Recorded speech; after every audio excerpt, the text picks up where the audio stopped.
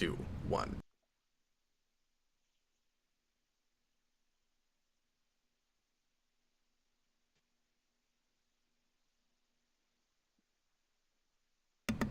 Hello, everyone. I'm Captain Logan. Look, it's Connor Nielsen. And Hey, whoa! And tonight, Connor and I are going to tell you how we felt about The Matrix Resurrections, and we're going to do a spoiler cast for you. If you are watching live right now, thanks a bunch for being here, and you can help direct our conversation throughout the program. If you would like to make sure that there's a particular aspect of the movie or a question that you have about our opinions on the film, you can leave a super chat in any dollar amount. That will guarantee that your question or idea gets talked about, and we'll also try to take a look at the chat here and there with pre-written stuff as well. As we often do here, we're going to flip our signs, let you know how our main takeaway walking out of the movie, if we're feeling it or not feeling it, and a best thing, worst thing. And Connor, do you want to give us a real quick synopsis for Matrix Resurrections, and would you like me to do it? Because there's a few different approaches you can take with this one. yeah, The Matrix is your favorite movie. It so is. I really want to know what you have to say about this. So I'll take the baton and just try to come up with a synopsis so I can hear your thoughts first. All right. So The Matrix Resurrections is the fourth Matrix film. This is directed by Lana Wachowski. Lily Wachowski did not return. And what we have is many years after the events of the original trilogy, we catch up with Thomas Anderson. He is a video game developer for Warner Brothers. And he is the inventor, creator of a trilogy of video games called The Matrix. And he is experiencing a bit of a mental breakdown where he is starting to think that maybe the games he has created are actually real, and he feels like he is going crazy because of this. And then it turns out maybe it actually is. This movie stars Keanu Reeves as Thomas Anderson, aka Neo. Carrie-Anne Moss here is Trinity, but we also have a lot of new faces, including Yahya Abdul-Mateen II as a new form of Morpheus. Morpheus? Morpheus? And Yeah, for yeah. a second, Smith? And Maybe. yep. We have Jessica Henwick as Bugs. We have Jada Pinkett Smith returning as 120-year-old Niobe? Niobe. No, she's not. Yeah. She's like 90. And there's a few other people in there as well. I said Jessica Henwick, I believe. But anyways, Cap, The Matrix is your favorite movie. I know you weren't big on the Matrix sequels, but you were pretty cautiously optimistic about this one. How did you feel about The Matrix Resurrections? Yeah, so this is a movie that I never wanted, or at least not as a sequel. I thought the only thing you could do if you brought back The Matrix was straight up reboot, and I didn't even really necessarily want that, but because I mean that original movie is wonderful and obviously stands alone as a piece, and arguably was one of those franchises, kind of like Jurassic Park, although maybe less so, that really didn't warrant sequels, and where you have to kind of water things down and retcon stuff mythology-wise in order to even make more movies happen with that. I think this movie, without talking too much about the ending right up front, is trying to really nail that home with its ending, where there's really nowhere to go after this. Our protagonist now has the ability to basically completely remake the world. What do you do with that? Well, who cares? It made so much money. We have to figure out something, right? So anyway, with the exception of really fascinating mythological epics that nobody but a few of us would care about for prequels, there wasn't really any reason to ever continue this, but it was one of those obligatory things because that franchise was so popular that I was really concerned would have to happen at some point. And every few years, we would hear some news from Warner Brothers, like, we're trying to make it happen again. Maybe we'll do a prequel thing with a young Morpheus. We're not getting the Wachowskis on board, but maybe we'll make a thing anyway. And I was always really super leery about that. Shared universe was bounded about for a while, just like with everything. And it's like, I don't want Matrix to have to go that way. And finally, we got an announcement for another one. And with one of, at least, the Wachowskis on board, I found myself going, well, I mean, I'm interested to see what in the world they would even attempt to do with it. Because the sequels don't work story-wise. They're real muddled, they're real confusing, and that second one is at least really fun and has a lot of cool ideas. And then that third movie was super disappointing on almost every level for me. And I'm like, well, I mean, you can't ruin it anymore. You can't make it any worse, right? And then I saw that initial trailer and I went, I mean, maybe there's something there. It sure looks like a movie somebody maybe kind of wanted to make. And what we ended up with is, in my mind, a movie that should not exist, that is all about why that is. And I respect that so very much. It's an understatement to say that this is not a perfect movie. This is not even necessarily a great movie. I freaking love this movie. It's really, really fun. And maybe I had kind of and I've seen this twice now, and I liked it better on the second viewing, which I didn't think would happen. The more I've talked about this, the more I've noodled it out, the more I've thought about it, at least on and I don't mean to say like the premise is good so the whole movie works. It isn't that, but it made me think about a whole bunch of different things in really interesting ways, and at the very least, it's a pretty good satire about reboots and remakes and how kind of imaginatively, creatively bankrupt Hollywood is. And it was kind of fun to see a repackaged Matrix that cast the Hollywood system as the oppressive system. So, like, the original Matrix is, like government and society at large as the system that's keeping us all down and oppressed and not realizing the way things really are and kind of just trying to pacify us and all of that. And this is that again, except about very specifically the Hollywood system and the way movies are doing that, with kind of manipulating people into going to the same thing over and over again. And it's kind of fun the way it's sort of the same thing again, at least in that idea, but repackaged as a different metaphor, and yet not the exact same movie at all. I couldn't believe, Connor, that this is yet another like direct sequel to the Matrix sequels. Like, if you've not seen those movies, you will be lost. And you probably will be even if you have seen them. And it's just very in line with those other movies. And like, you know, some of you guys would probably expect me to go, oh god, it's another Matrix sequel, and like we didn't go back to the well, so it's awful and it's not working. But there's also something weird that I kind of respect about that, even with all the stuff that doesn't necessarily work, because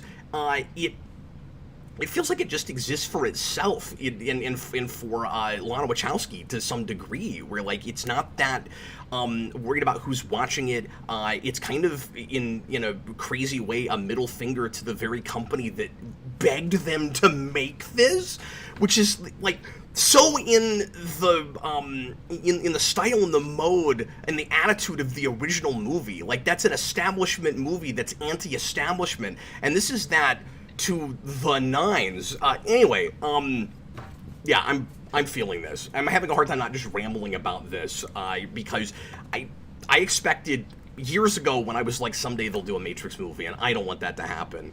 I really expected there was no possible way that I would enjoy this, and I was surprisingly, I was pleasantly surprised, I should say. Let me go to the best thing, worst thing. I'll do worst thing first. Everything about Smith is wrong. The fact that he's here at all is wrong. I don't even know how that works. I don't know how that happens. He was completely obliterated by Neo at the end of Matrix Revolutions. There's no discussion at all. There's not even an attempt at a retcon. There's not any attempt at some kind of half-baked explanation like there might be for one or two other things with this. It's just, he's was part of that system and he's here, and his relationship with Neo is important. So even though we couldn't get Hugo Weaving, not because he didn't want to do it, he did. He said years ago he would do the movie. He was contractually obligated with some other thing he was working on. He couldn't be there. It was just a scheduling conflict. And I'm like, okay, well then you write him out or you do something else. And I have a fun idea for what I think they should have done that I'll get to later. But anyway, and then the actor they got is awful, and I don't think intentionally awful. He's not, like, I'm sorry, I don't usually say this with most things, but with Smith specifically, you have to do a Hugo Weaving impression. If you're not doing that, and if you're not good at it, you're doing it wrong. You remember the guy in Revolutions who was the human guy that Hugo Weaving takes over, or that Smith takes over in the real world? I kept forgetting in that movie that it wasn't Hugo Weaving. The guy did such a spot-on impression. How did you not try to find somebody like that again? Huge misstep. Character shouldn't have even been in the movie if that's what we were going to do with it. Best thing about it is the meta-commentary and the satire, and I think the first 45 minutes is dynamite. It loses me in places after that, although I had a better watch with some of that stuff with the second viewing. And I guess I should also say... maybe tied, no, not even tied for worst thing, but it is disappointing that the action for the most part is not great in a Matrix movie. That's unfortunate. I think to some degree the script is maybe a little bit better than some of the execution, at least again idea-wise. But I mean, there's some dialogue problems with this movie too. Anyway, yeah, I'm excited to talk details with this. Go ahead, Connor. How did you feel about this one?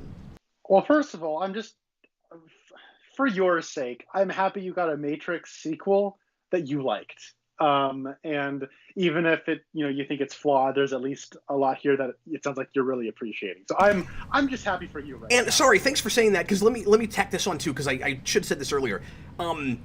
They have no interest at all. I mean, Warner's does, but the people that made this movie, Wachowski and the producers, they're not wanting to make a sequel to this. At least not right now. And I think that they're being diplomatic when they say, I mean, there's maybe places we could go because they know Warner's wants to make more. But, like, they're not immediately chomping at the bit to make more. This is the antithesis to your Ghostbusters Afterlife and your Spider-Man No More, or No More. It's the opposite of what Spider-Man No Way Home and all of that. This is not an attempt at a franchise starter. This is not a thing that's there just to repeat what we've done before and pacify the masses because they recognize stuff that Neo said before, woe and all of that. That stuff is all there, but they're making fun of it for the most part. But this movie works on the level it does for me as a Matrix movie anyway, because it's a epilogue. It's not an attempt at a new franchise. It's not like one more chapter that they feel like they should have made all those years ago. It'll watch really good, I think, even in the sequence, which was the other thing I was shocked by. Anyway, how did you feel about this movie, Connor?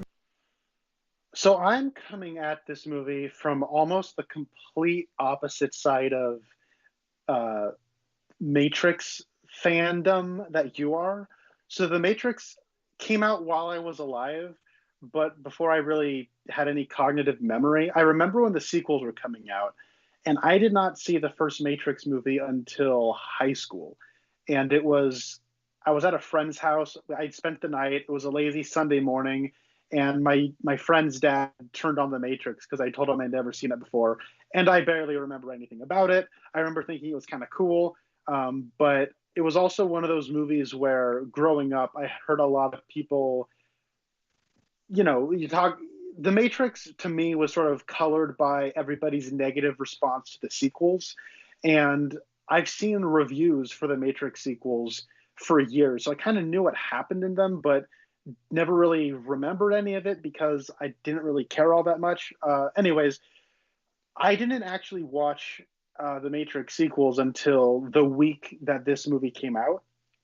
And I rewatched the first movie for the first time in like 10 years. In a lot of ways, it was like watching it for the first time. It was in widescreen, for starters. It was in HD. And I got to see the sequels. So I guess I kind of have a similar response to the Matrix sequels that I think most people do, where the first Matrix movie is great. Who doesn't like the Matrix, right? Great movie. And then you got the Matrix Reloaded, which is like if you took this many ideas and put it into this much movie, and then you have the Matrix Revolutions, which is if you had The this opposite of much that. ideas and you had to put it into this much movie. It's crazy, right? Because like the Matrix Reloaded has like 2 movies worth of ideas, and they spent it on 1 movie when they had 2 movies to fill. It's kind of crazy. Um, but They should I have made a do trilogy that was a sequel to The Matrix, is what they should have done. perhaps it just needed to be much better structured than the duology we got. So what we so then I got to watch this kind of all in sequence, and it actually made The architect's speech could have been the middle movie. The whole he could have just that's talked true. for 2 hours. I mean, I know there are plenty of fans who would have like absolutely loved that. Just give me the architect, give me the Merovingian, let them talk for 2 hours, and I'll take it. I would gladly take that. So I actually kind of enjoy the Matrix It's my Reloaded. dinner with Andre with those guys. Yes, absolutely. Yes, somebody out there, please make that, please. The tagline is "You've never heard air go this many times in a movie."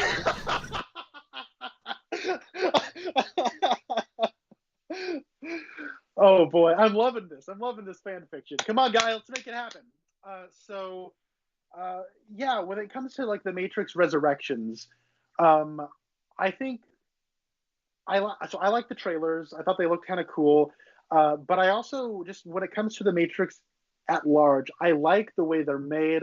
I like the ideas. I like what the Matrix movies, even the really bad third one, I like what they represent in terms of young, very ambitious filmmakers, even like getting too ambitious, but they're still just giving it their all.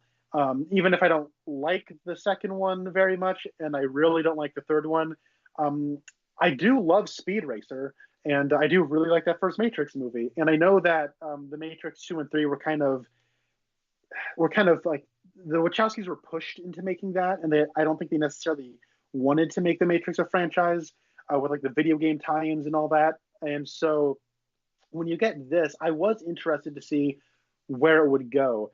And I would say, not being much of a Matrix fan, where I like the ideas, but like the actual like mythology and like the real world stuff and the lore, like all that stuff, really honestly kind of bores me, which I think is why I really don't like the third movie.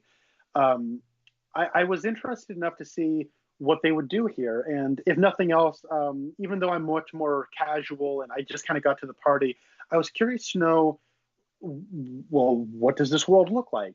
How do you kind of update that? The Matrix is great, but it's also very much of its time with like the techno music and like the black leather and the sunglasses. Like that's all like super 90s, and it would be like if you made Blade exactly the way you made it in 97, but now. And I was curious how they would update it, and what Lana Wachowski, now that there have been so many years, and she's done a lot of things, and she's definitely probably grown as a person and as a filmmaker since that last movie. And I was very curious to know what a Matrix film from only one of the Wachowskis, what that would be like. So um, I will say, if I had to go best thing, worst thing, I think the best thing about this movie is all the stuff in the Matrix, and all the worst stuff. And the worst thing about this movie is all the stuff out of the Matrix in the real world. So what I'll say is, But I hey, watched but this. hey, you're right. Let me say this real quick, cause you're right. But it has a big leg up on the third movie because all the stuff in both of those places sucks there. Oh, absolutely. They made the Matrix much more like the real world, and it all gets lame. But when it comes to this movie, uh, I okay. So I'm more conflicted on this movie, I think, than you are. and that might be because like I have spent so much less time with this world and these characters than you have. Um, but at the same time, it is very much a movie that like is kind of at its DNA something that does appeal to me. So when it comes to the stuff I like in the Matrix, I really like the tone of this movie. I like how somber and melancholy and kind of contemplative it is. I like how sad the movie and vulnerable it allows itself to be. Like feels like Lana Wachowski using art as therapy. I don't know if that's a healthy thing. I always think that's interesting. And kind of allowing her to reflect on what the Matrix was, her, how she feels about that franchise, maybe why she would have reservations going back, because this is all a thinly veiled metaphor for a creator going back to the art they made when they were younger. And in this nostalgia culture, kind of where the artist in that place, how they're supposed to operate, because people only want the authentic real deal, right? So you don't want a non-Wachowski Matrix movie. Get a Wachowski to do a Matrix movie. And I really liked how different just how this movie felt. Usually, because I mean, the plot is hitting a lot of familiar elements. They literally are projecting the scenes that from the original film that the scenes in this movie are meant to mirror. There's a lot of mirror imagery in this, and even though you have that, what I thought was really fascinating was that tonally it's completely different. It's not like it's trying to remind you and recreate that same feeling the way Force Awakens was trying to do. And so what you have here is like a movie that is constantly reminding you of that original trilogy. I think one of the choices I was not a fan of is when they will insert frames and like small, like seconds long sequences from the original films into the movie you're watching while the audio of the new movie is still playing. So it's constantly reminding you of its callbacks, yet it does not feel like one of those older movies. A lot of that comes down to the hyper digital cinematography. The action stylings are completely different. And it just feels like the DNA of not the DNA, but like the intentions of the artists are completely different than they were 20 years ago. But the DNA, a lot of that is still there. A lot of the same ideas are still being thought about from an older point in a person's life. It's not at all a revisiting your glory days kind of movie. She's not going back going, I'm trying to be what I was like 20 years ago. She's responding to the world as it is now and as she is now. Absolutely. And what I thought was like really fascinating is it's almost like we all remember the Matrix with like, with the glory, right? The glory days. It's like she's reflecting on the stuff about that, the glory days that she has regrets about, that other people might not think an artist would have regrets about. So I thought, like you said, the first 45 minutes were great. And maybe even the way her art influenced the culture and how unhappy she might be with where the culture has gone post the Matrix. Maybe we didn't take the right lessons from the Matrix. Maybe we took the wrong lessons from the Matrix. Or maybe it's impossible to make anybody learn the lessons you want them to learn from the Matrix, because as art, people are only going to take what they want to take from it.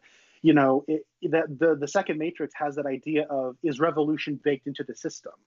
And it seems like it was. Like, is it even possible? It seems very aware that the system it is trying to take down, or at least what this movie or this movie series was trying to advocate to tear down in the past, it's aware that it is participating in that system. Take notes, Adam McKay, please. So what you have is that stuff is kind of fantastic, and even if it's maybe a little awkward, maybe the direction, maybe Lana maybe feels a little out of practice, like, or like, kind of getting back into this world took a little, the genes don't quite fit the way they do, so you got to kind of make it work. But regardless, I was very interested.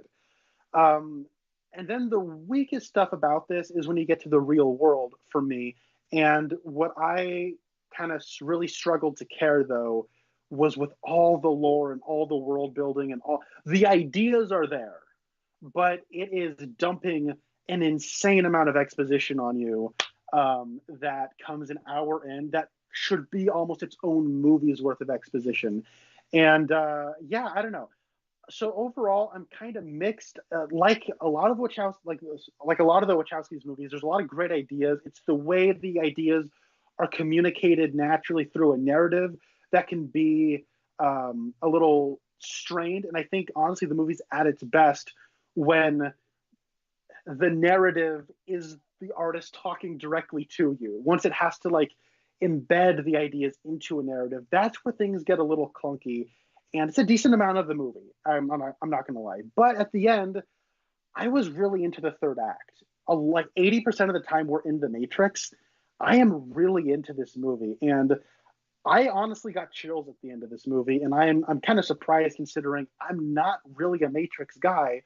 But I think I am a Wachowskis guy. I think I like their DNA at the heart of it. And what I like about this movie is I can now look back at the original Matrix trilogy and I can see the Lana in those movies because now I can kind of see who she is as an artist separate from her sister. So I think that's really cool. All told, I'm pretty mixed on it, but I will say I'm feeling it. I do want to watch it again because I did see this in theaters. And I know some people say this movie looks really cheap and they didn't like the way it looked. In the movie theater, I actually really like the way it looked. It sounds great. But I do want to watch it on HBO Max to see if that does make a big difference. So I went on a little long there, but that is my kind of spoiler-free breakdown. No, you're totally entitled, because I also went on too long for my section all by my lonesome. It's interesting that you've only seen this in the theater and I've only seen it at home. I was hoping to get a chance to go to the theater, and that didn't end up happening, so I watched it once again on HBO Max, and it's really intriguing to me that you say you thought it looked good on the big screen, because I was really worried about it. And after both viewings, where I'm like, I don't know if I want to see this that big. And I mean, The Matrix is like one of my favorite things to see large.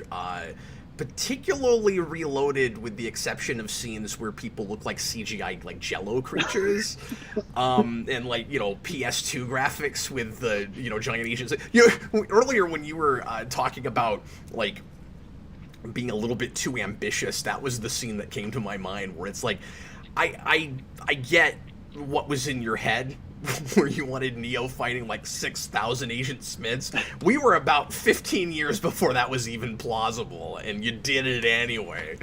And my thing with that is it's weird because like I think they're aware of the limitations of CGI. By the way, for 2003, that looks really friggin' good. But it's almost like... But we weren't there yet.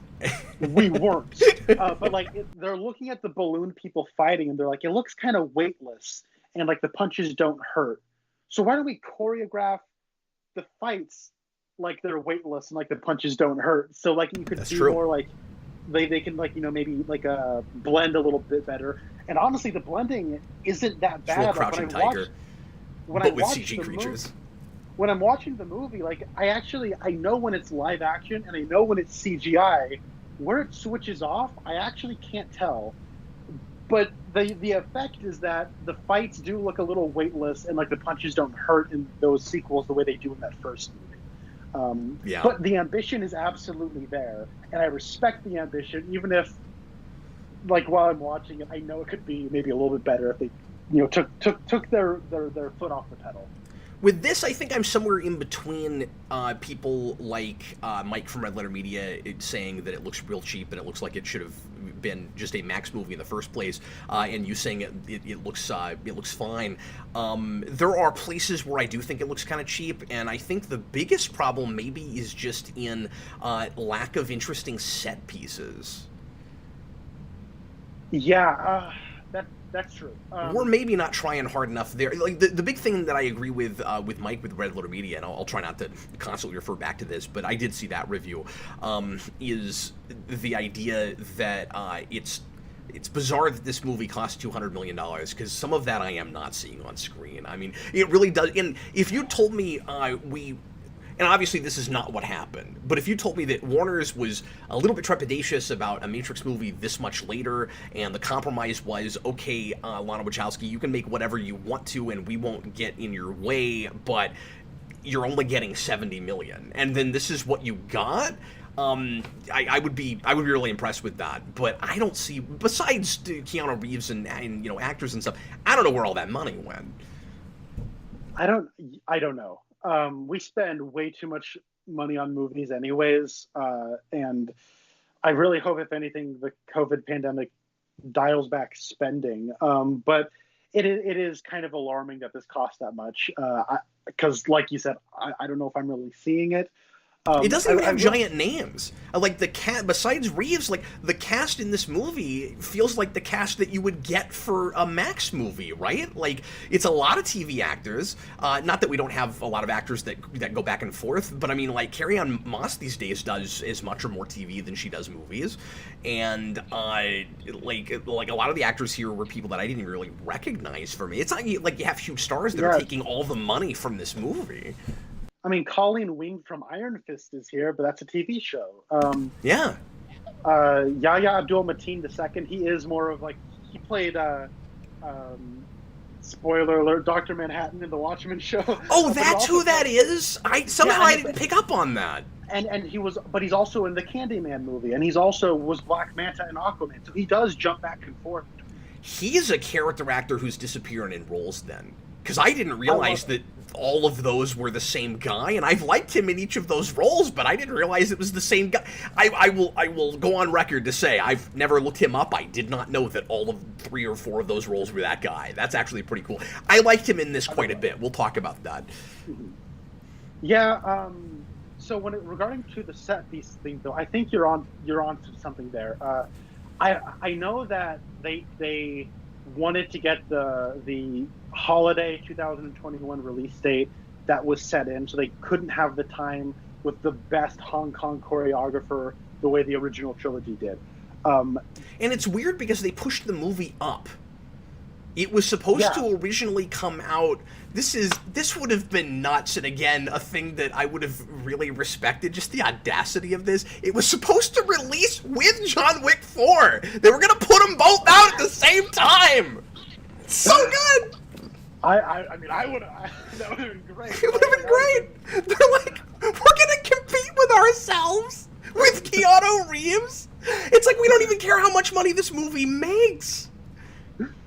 Keanu wins either way. How did we make a $200 million movie where the company doesn't care how much it makes?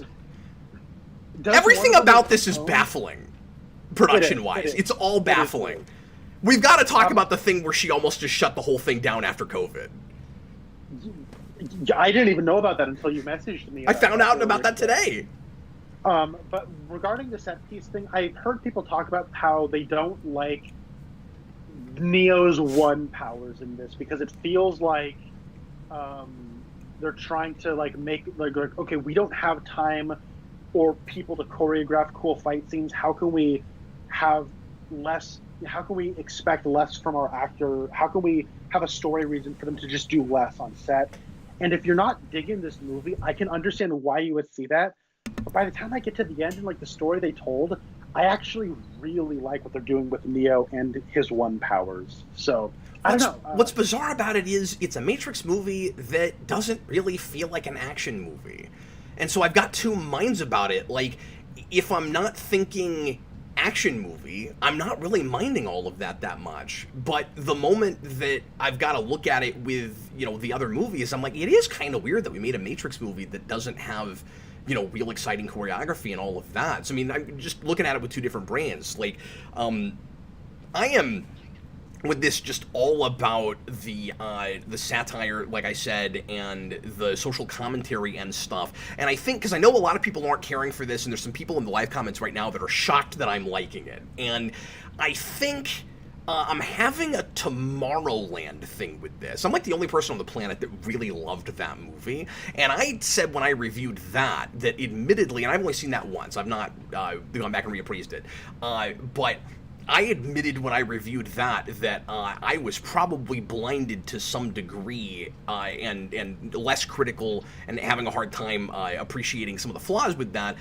because I liked what it was saying so much. And I think we're all susceptible to that to some degree, right? And this just spoke to me on a couple of different levels. And so there are a lot, and we'll talk about it. I mean, there's a lot of stuff that I'm not understanding or that I think is real flawed about this movie. But covering a multitude of sins is just that it's really interesting, you know, and really clever in especially those first 45 minutes.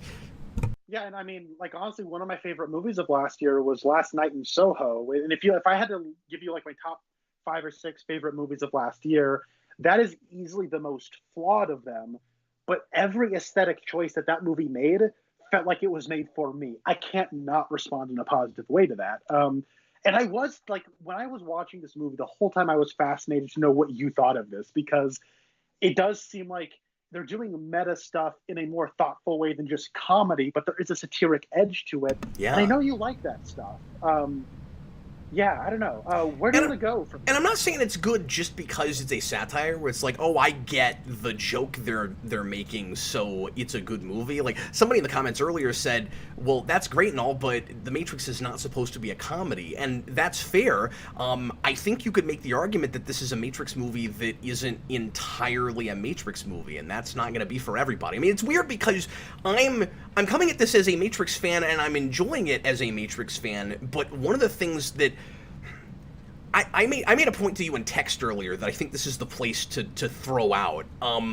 Because I just had that thought while I was talking to you, and I'm so glad, Connor, that we had that conversation, because I was trying to reconcile how, with as much of a different tone this has, as much as it doesn't feel like a Matrix movie in a lot of ways, the way you were describing it, and at the same time, it also feels a lot like one of those sequels in certain places when they get to the mythology and the convoluted nonsense, and I don't know what's happening with the plot sometimes.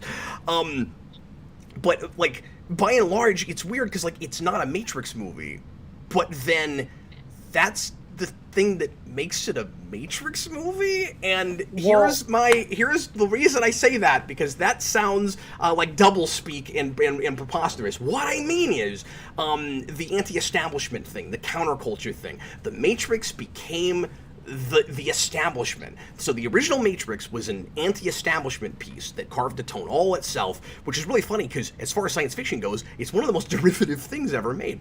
But it's really anti-establishment, and it goes, we're going to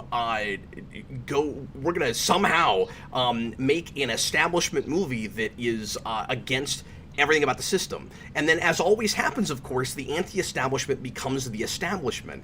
And then this movie, in order to be what the Matrix was, can't be too much like the Matrix, because it would be against that whole idea. And so then when you get to and of course, Spoilercast, total spoiler territory, when you get to the end of the movie, because I didn't appreciate this first time out. I thought, first viewing, that this movie introduced a bunch of really interesting ideas, and I didn't know what it was saying about any of them.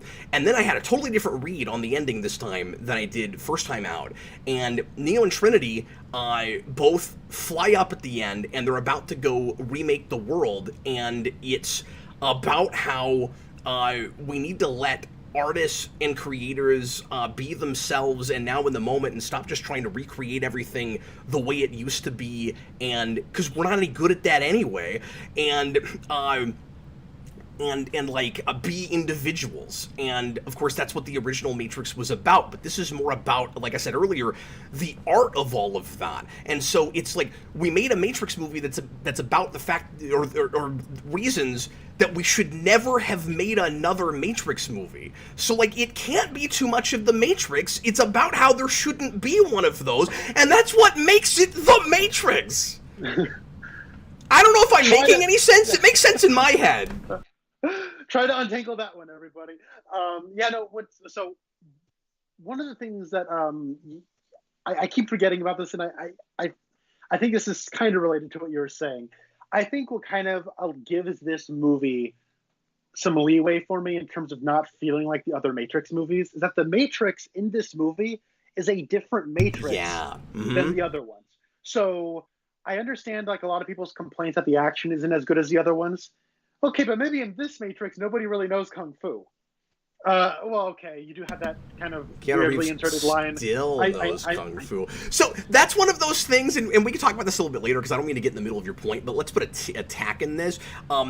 That's one of those things where the movie thinks it can get away with any kind of callback to old stuff by going, well, we're a satire, we're making fun of that, but there are, like, the opening scene works perfectly because it's talking about all the movies that recreate the same scene in the first place, but badly because they don't understand the material. That was a point my son Jason made to me earlier today that I hadn't thought of. He was like, Dad, do you realize that I don't know how he thought of this. Do you realize that opening scene when they like recast characters and they have line readings that are off and like the action is off and stuff, and Bugs is like, why would you make something new out of old code? Like, I love that line. Why would you take an old thing and try to make it a brand new thing again? And Jason was like, it's about how we have all these reboots that are trying to do the exact same thing again, but don't understand the material. Jason is so smart and astute, man. That's awesome. But you do have lines like that with you do in moments like that where it's like, I don't know, is that there because you're making fun of movies that do that? Or is it there because those are the places where we're doing the obligatory callbacks? I'm not sure. I don't know if you get a pass with all of that. Well, no, and this is like, okay. Because if we're going to complain about I'm something of a scientist myself, do you have to complain about Whoa? And do you have to complain about, or is that there because they're making fun of movies that obligatorily do those things, but they're not doing those in scenes that are satire is the problem? Well, that's the thing, is like, there is, what you're touching on is a thing where I'm like, I don't know. And that's like what kind of makes me like almost, if I'm going to complain about it, am I missing the point? And that's like one of those things where I gotta take off my shades to make this point. But I'm kind of looking at the movie like, are you trying to pull a fast one on me, movie, or like, you know what I'm saying? But also, like, if you don't complain about it, are you giving it a pass, and is it duping you or something? Yeah. I'm gonna make the most stupid comparison in the world. I'm very sorry, everybody.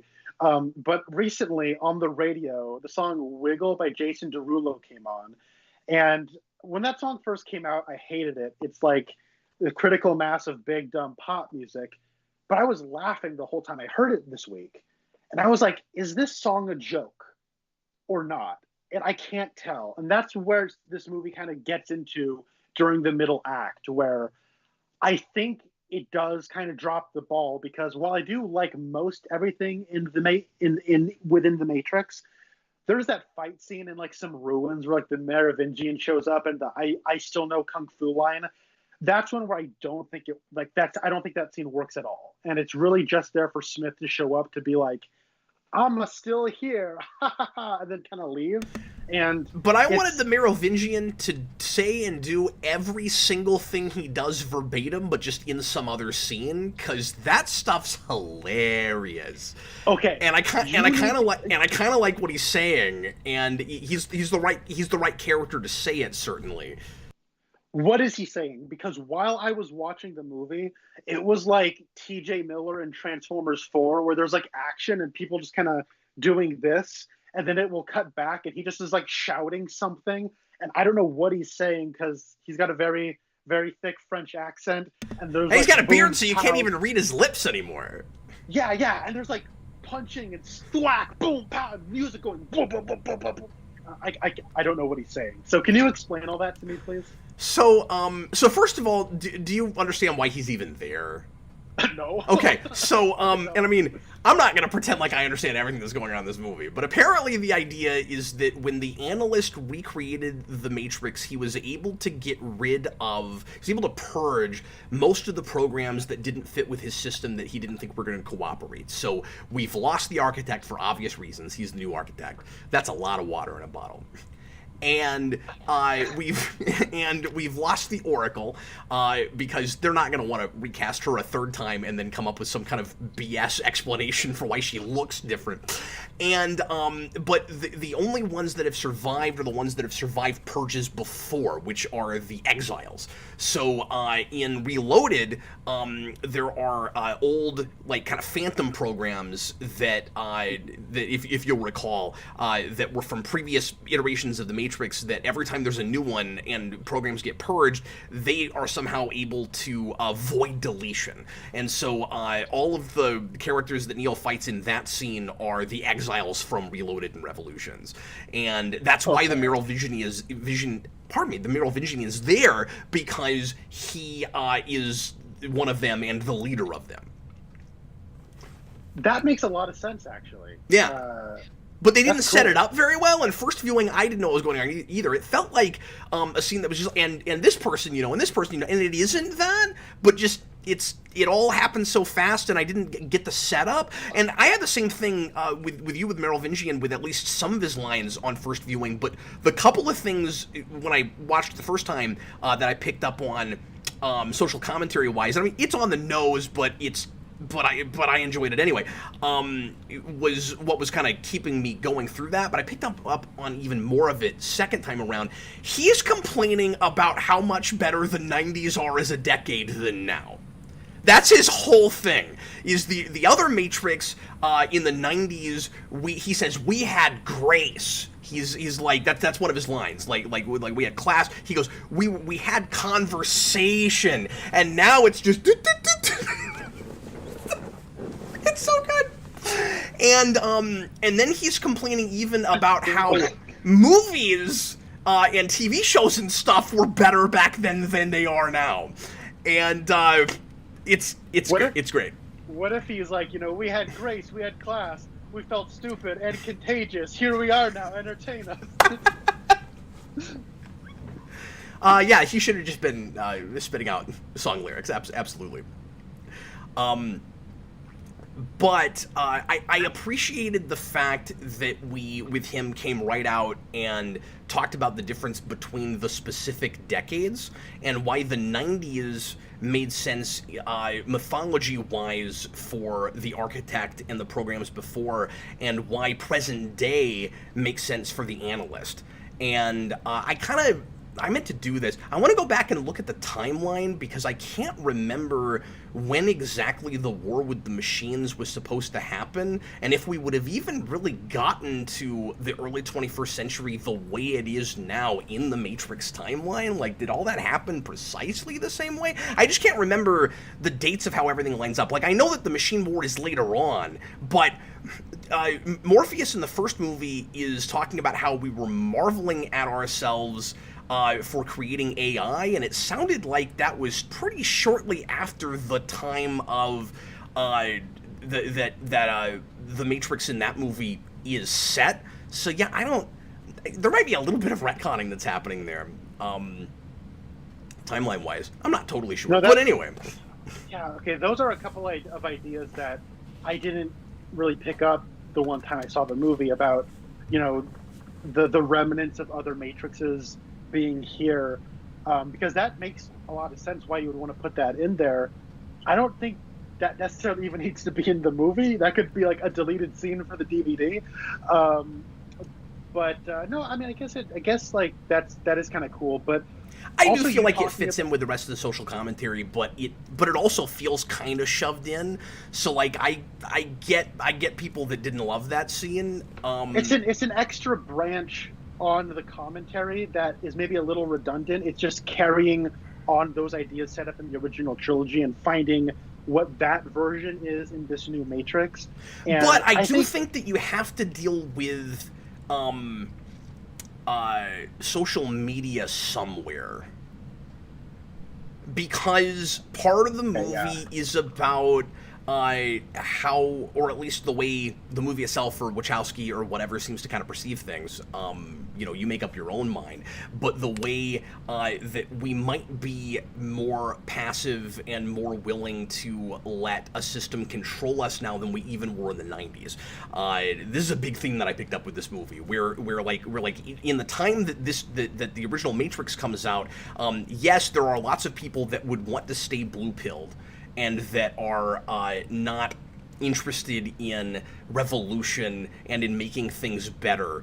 They just want somebody else to make all their choices for them. This movie seems to suggest that we've gotten even more that way, or at least the way I'm reading it, because at least back then we had a Neo and a Trinity, and this movie seems to be suggesting that because counterculture seemed to have won, that becomes the system, and a lot of people don't even realize that the new system, being the old counterculture, is not any better or that much better than the system that we had in the first place, which makes it even easier for characters like these machines to control us.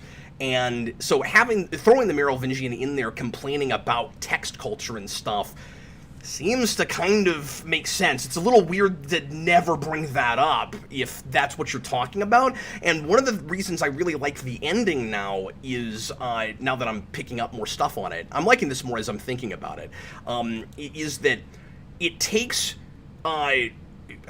characters that were created by 90s counterculture who became part of the system to then be shook out of the system and to try to help reinvent us again, because they remember what it was like when more people seemed to have a problem with the way things are all going. It's almost like the movie is saying, like, the more woke we've gotten, the less woke we actually are. Maybe that's what we're getting at here. I'm not totally sure, but it's like, if you have, and I don't want to get political, but if you have a lot of companies that are all saying the right things for progressive people or whatever, that want to feel like they're on their side, but they're still using all the same tactics and things to sell us things and try to control us and whatever that they were doing before, then the world didn't actually get any better. They're just playing a different game on a different level, and I think this movie is about some of that. Or maybe I'm reading too much into it, but that's what I was seeing. Oh, there's a lot there to unpack. So that... Yeah, I'm sorry, I got rambly. Go ahead. So that... you talking about text culture. I feel like I was picking up on like social media and like that sort of stuff even before the Merovingian really picked up. I was kind of picking up on that in the first 45 minutes, because what I thought was really cool about this movie is that we are existing in that new Matrix created at the end of Revolutions. So the rules seem to be, if you want to leave the Matrix, you can. But then the Matrix is thinking, how can we make it so you actively do not want to leave the Matrix? Mm-hmm. And so that's where the... And isn't that almost scarier?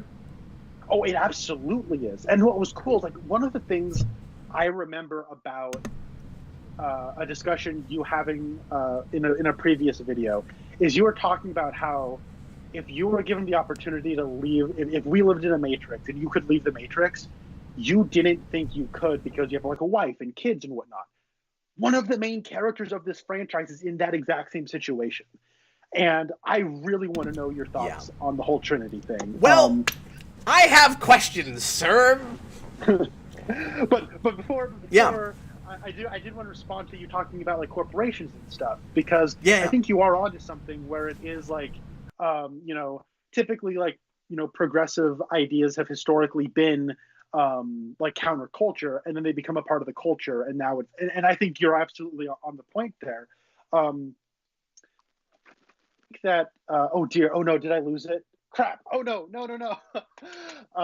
There's a lot of ideas in this movie that I think I just lost the plot on. Yeah, I gave you way too many Christmas presents and asked you to unwrap every single one of them simultaneously. That was a mistake. Go ahead with what you were saying. Oh, okay. Well, real quick, and hopefully you get back to whatever that was, because the philosophical questions and things are the most interesting things to me with this, of course. But with the Trinity and just the kind of makeup of how in the world does this whole thing even work. I have, and it's consistent to some degree with the other Matrix movies. I don't know how a lot of things work within this world, and we're just not told. So, like, are Trinity's kids real? I don't know.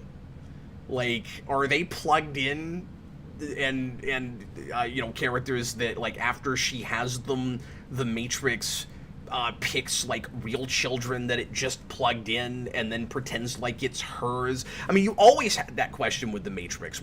How, and Eric and I have talked about this ad nauseum, but, like, how does, like, parenting and childbirth work?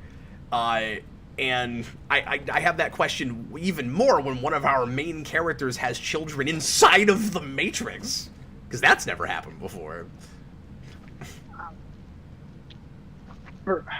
And also her husband is named Chad, played by the director of the John Wick films, Chad Stahelski, who was Neo's, or the Keanu Reeves stunt double in the original trilogy. Yeah, so that's fun. Cool. That's fun. That's pretty cool. But no, regarding the actual thing, though, yeah, no, you're right. Like, because when she remembers who she is, his eyes turn all coated. But even so, I'm trying to, like, maybe you can answer this for me.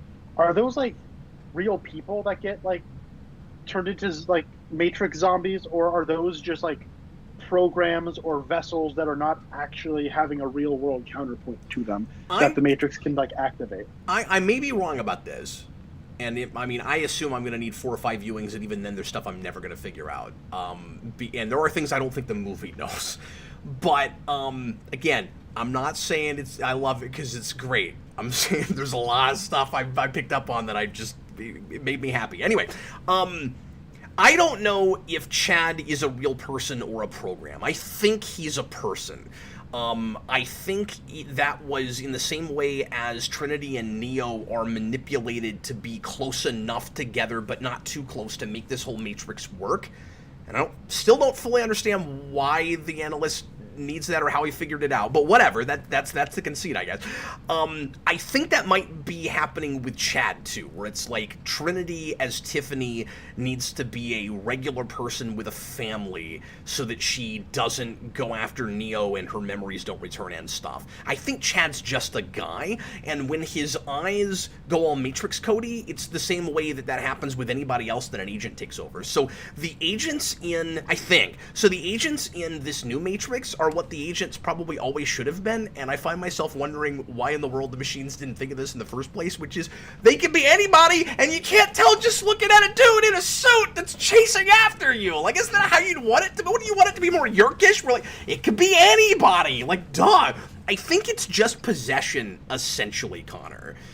Because in the original Matrix, agents could, like, kind of, like, take you over in a code way, and then when they left, you'd just be back there and be yourself and normal. And I think they do the same thing in this, except, if I'm understanding it right, except instead of looking like themselves again as an agent, they look like whoever they demonically possessed. It's basically digital demonic possession. I remembered what I wanted to say a while ago. So sweet, let's do that. Let's put a pin in this. Sorry, everybody. So you were talking about how, like, the idea might be the more woke we get, the less woke we get, right? And I think this is cell phone culture that I think the movie is, like, kind of direct, not directly talking about, but what I'm picking up on it is the internet, social media and all those things. They're a communication tool, and a lot of people are educating themselves, through these digital resources. But you're institutions that all have a against, right? Hey, Connor, real quick, your audio is getting all mangled and is kind of disappearing, and we're missing all of a sudden quite a bit of what you're saying. So I'm not sure what's causing that. It's weird.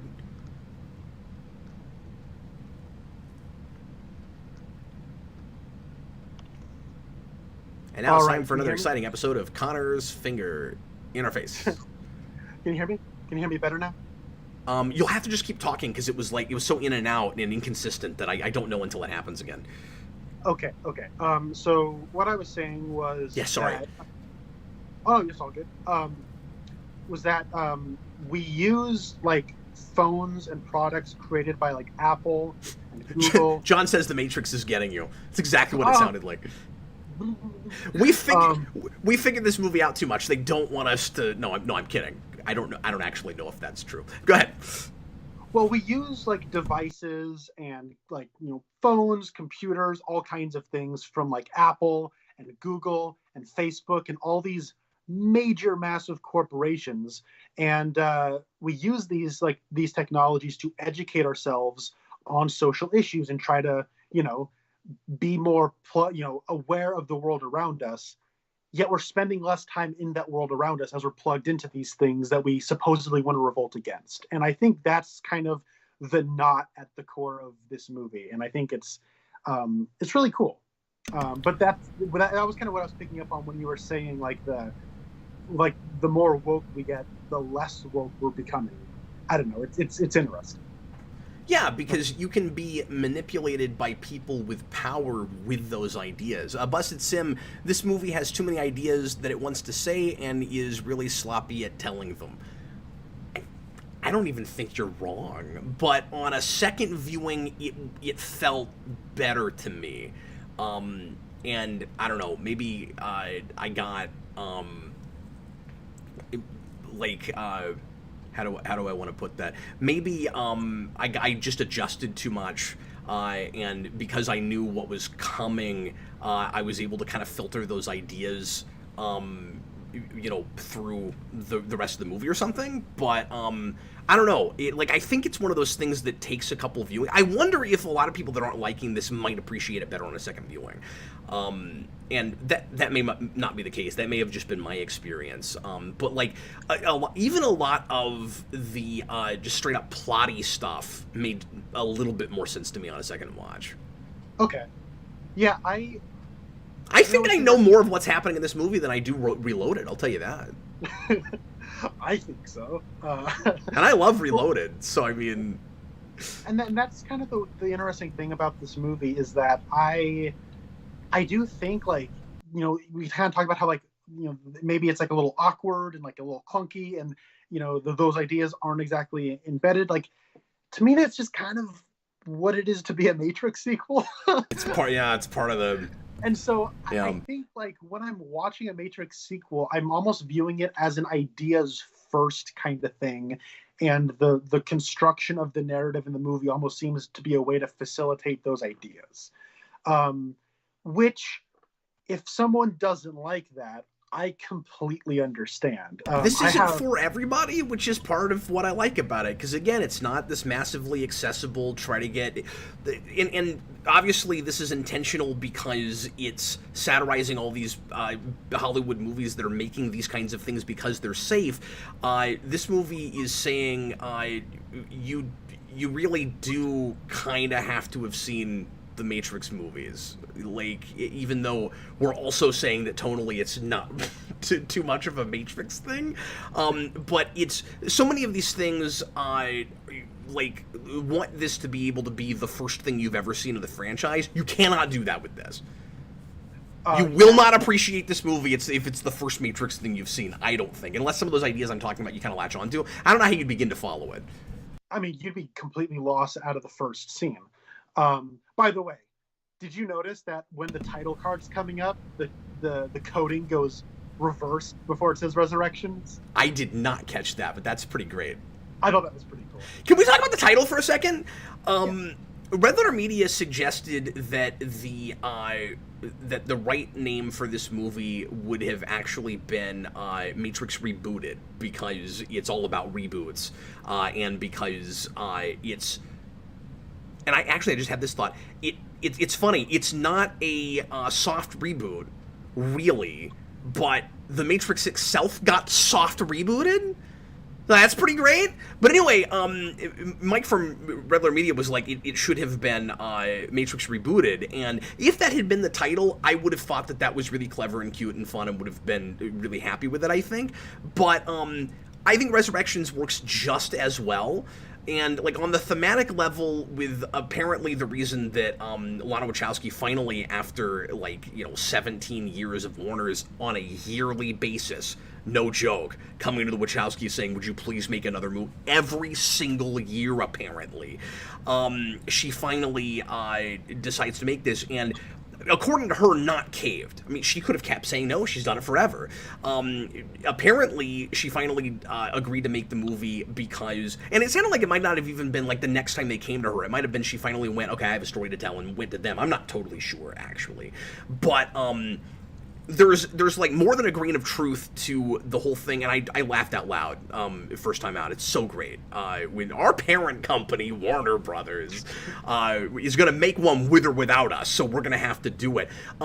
There is truth to that. They were talking for a long time, like I said earlier, about making another one, but I think that was her lamenting that from the past as opposed to now. I think this really was a movie that Wachowski wanted to make, and it was all about the death of her parents, where they died suddenly recently. I haven't looked into the circumstances of it, but she was started thinking about Neo and Trinity and how much fun it might be with the right story to resurrect them. I can't bring my parents back, but I can bring back these characters that I loved.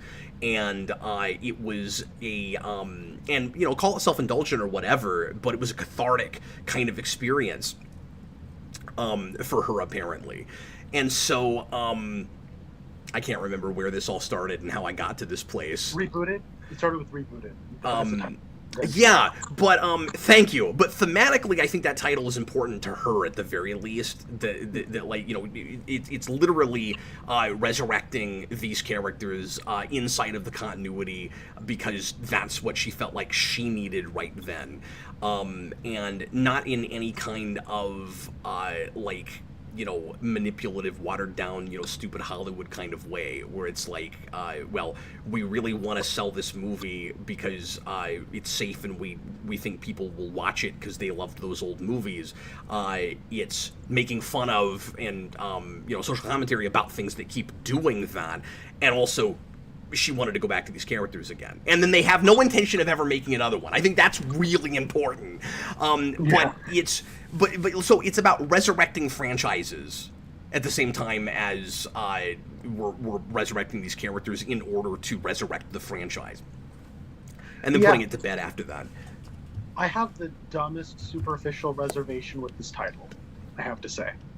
I mean, I never liked Reloaded because we didn't reload the program. Like, this was doing that, you know what I mean? The program stayed loaded. It was kind of like Batman Returns. Who returned? Just to the theater. It reloaded to the theater. No, the dumbest superficial reason I have a gripe with this title is that the other Matrix movies were all alphabetical. Reloaded alphabetically comes before Revolutions, and Resurrection goes between 2 and 3. What the heck? Okay, but rebooted wouldn't have worked then. I know. I wanted it to call it The Matrix Resumes, but with a Z. That's awful! It's terrible. Oh, you can make it Zoom, like Zooms. Yeah. Zoom. Or like a Zoom call. That's hilarious. But anyway, so I kind of like the title. I think it's fine. And I think the title itself is kind of making fun of these kinds of things too. Yeah, I think so. It's so speaking of people getting resurrected, you want to talk about Morpheus? Yes, let's talk about Morpheus, and then let's go ahead and tackle the couple of super chats we have because they were left an hour ago and we've not gotten to that yet. So the Morpheus thing is really weird. I will say that let's go to Fishburne just before we even get to New Morpheus. First viewing, I think I enjoyed less than the second time because one of the big things I had to adjust to is just a Matrix movie without Fishburne, because Morpheus is my favorite character and this is of course the only one he's not in, and even after getting to the end and appreciating the story enough and getting why he couldn't be brought back, I was like, I don't know if I wanted that experience. I don't know if I wanted a Matrix movie without Morpheus. Like, it just feels kind of wrong, and it's one of the big reasons the dynamic is off. You know what I mean? Like it's one of the reasons that it has such a different tone and doesn't feel like a Matrix movie.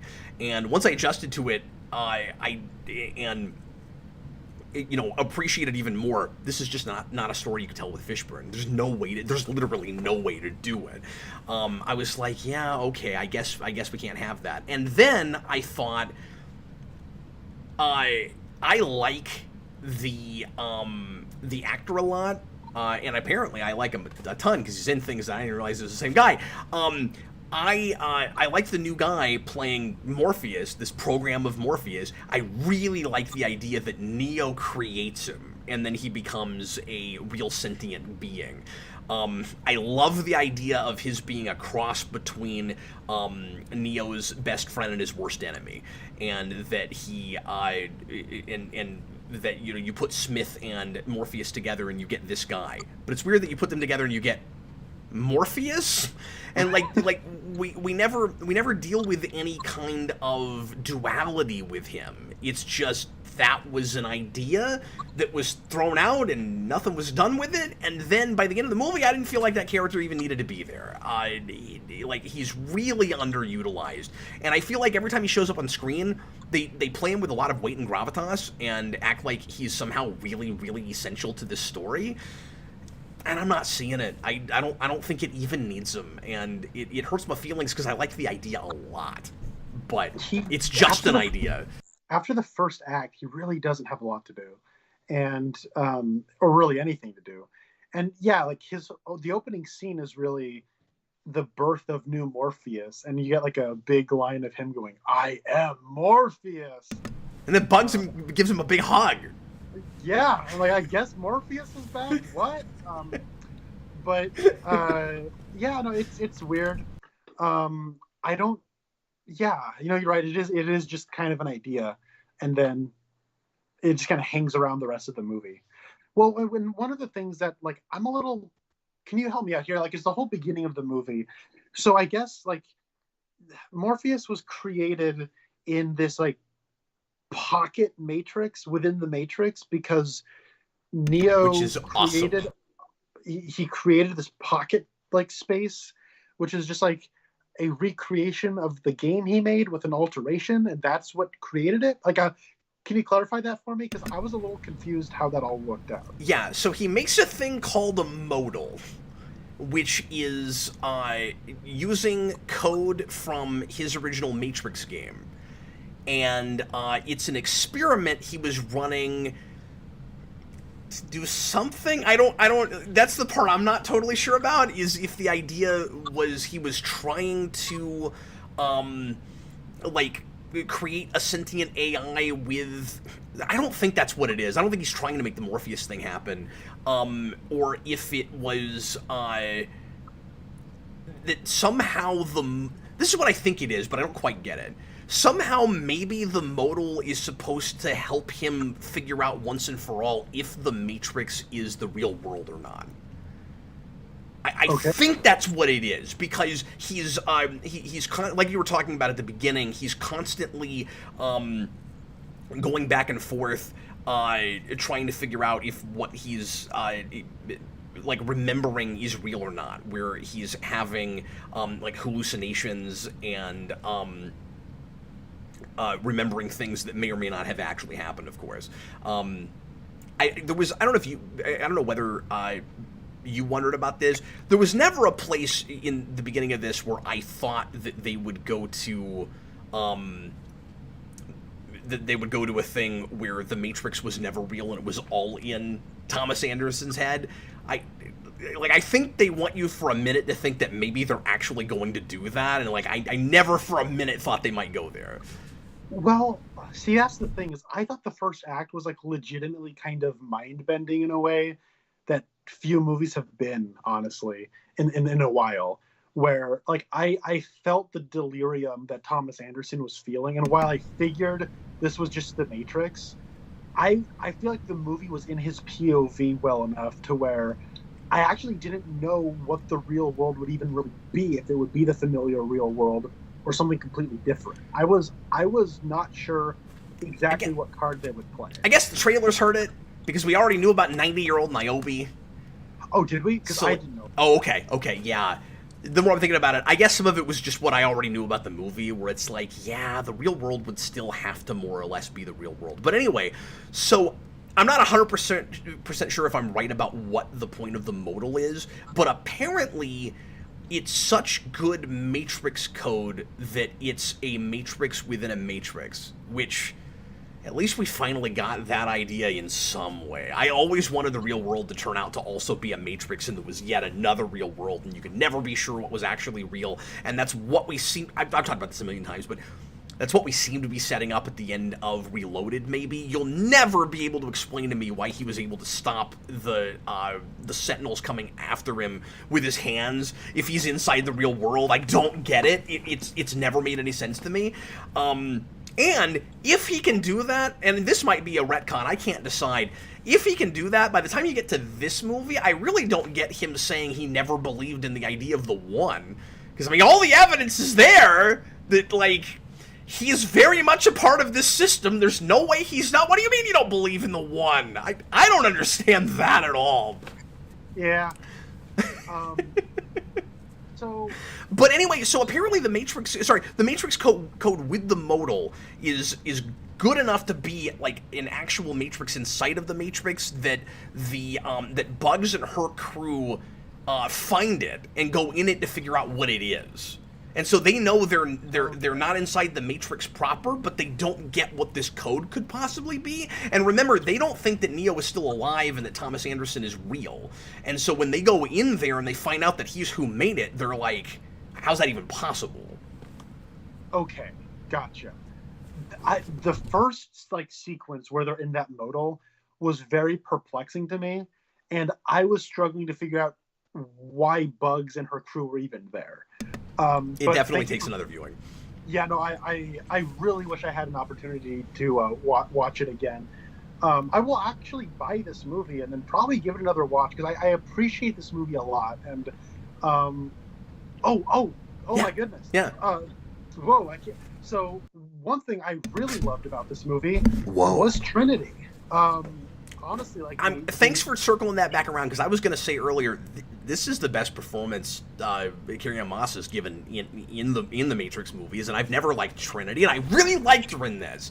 And I thought they earned her as the Co-1. I really did. And I didn't think that was possible, and I was worried with the trailers they would go there, because Neo has that line that was kind of trailer fodder, where he's like, she believed in me, now it's time for me to believe in her. I was like, oh god, they're going to make Trinity the One. And then they did. And I don't get why it takes Neo so long to find his mojo. I don't really buy her being able to fly in the moment thinking she's gonna fall. That's just kind of like anti the way this has ever worked, where it's like, the you're starting to believe thing and all of that. Like, if you don't think you can get to that other building, you're gonna fall. I don't understand why she can fly there. It's the Last Jedi thing, but at least she's not unconscious, right? Like, it's kind of that again. Wait, what part of the Last Jedi? With Leia, where she's able to use Force powers when she's not even conscious. I've never understood that. This was that, but at least she's conscious. Yeah. Well, okay.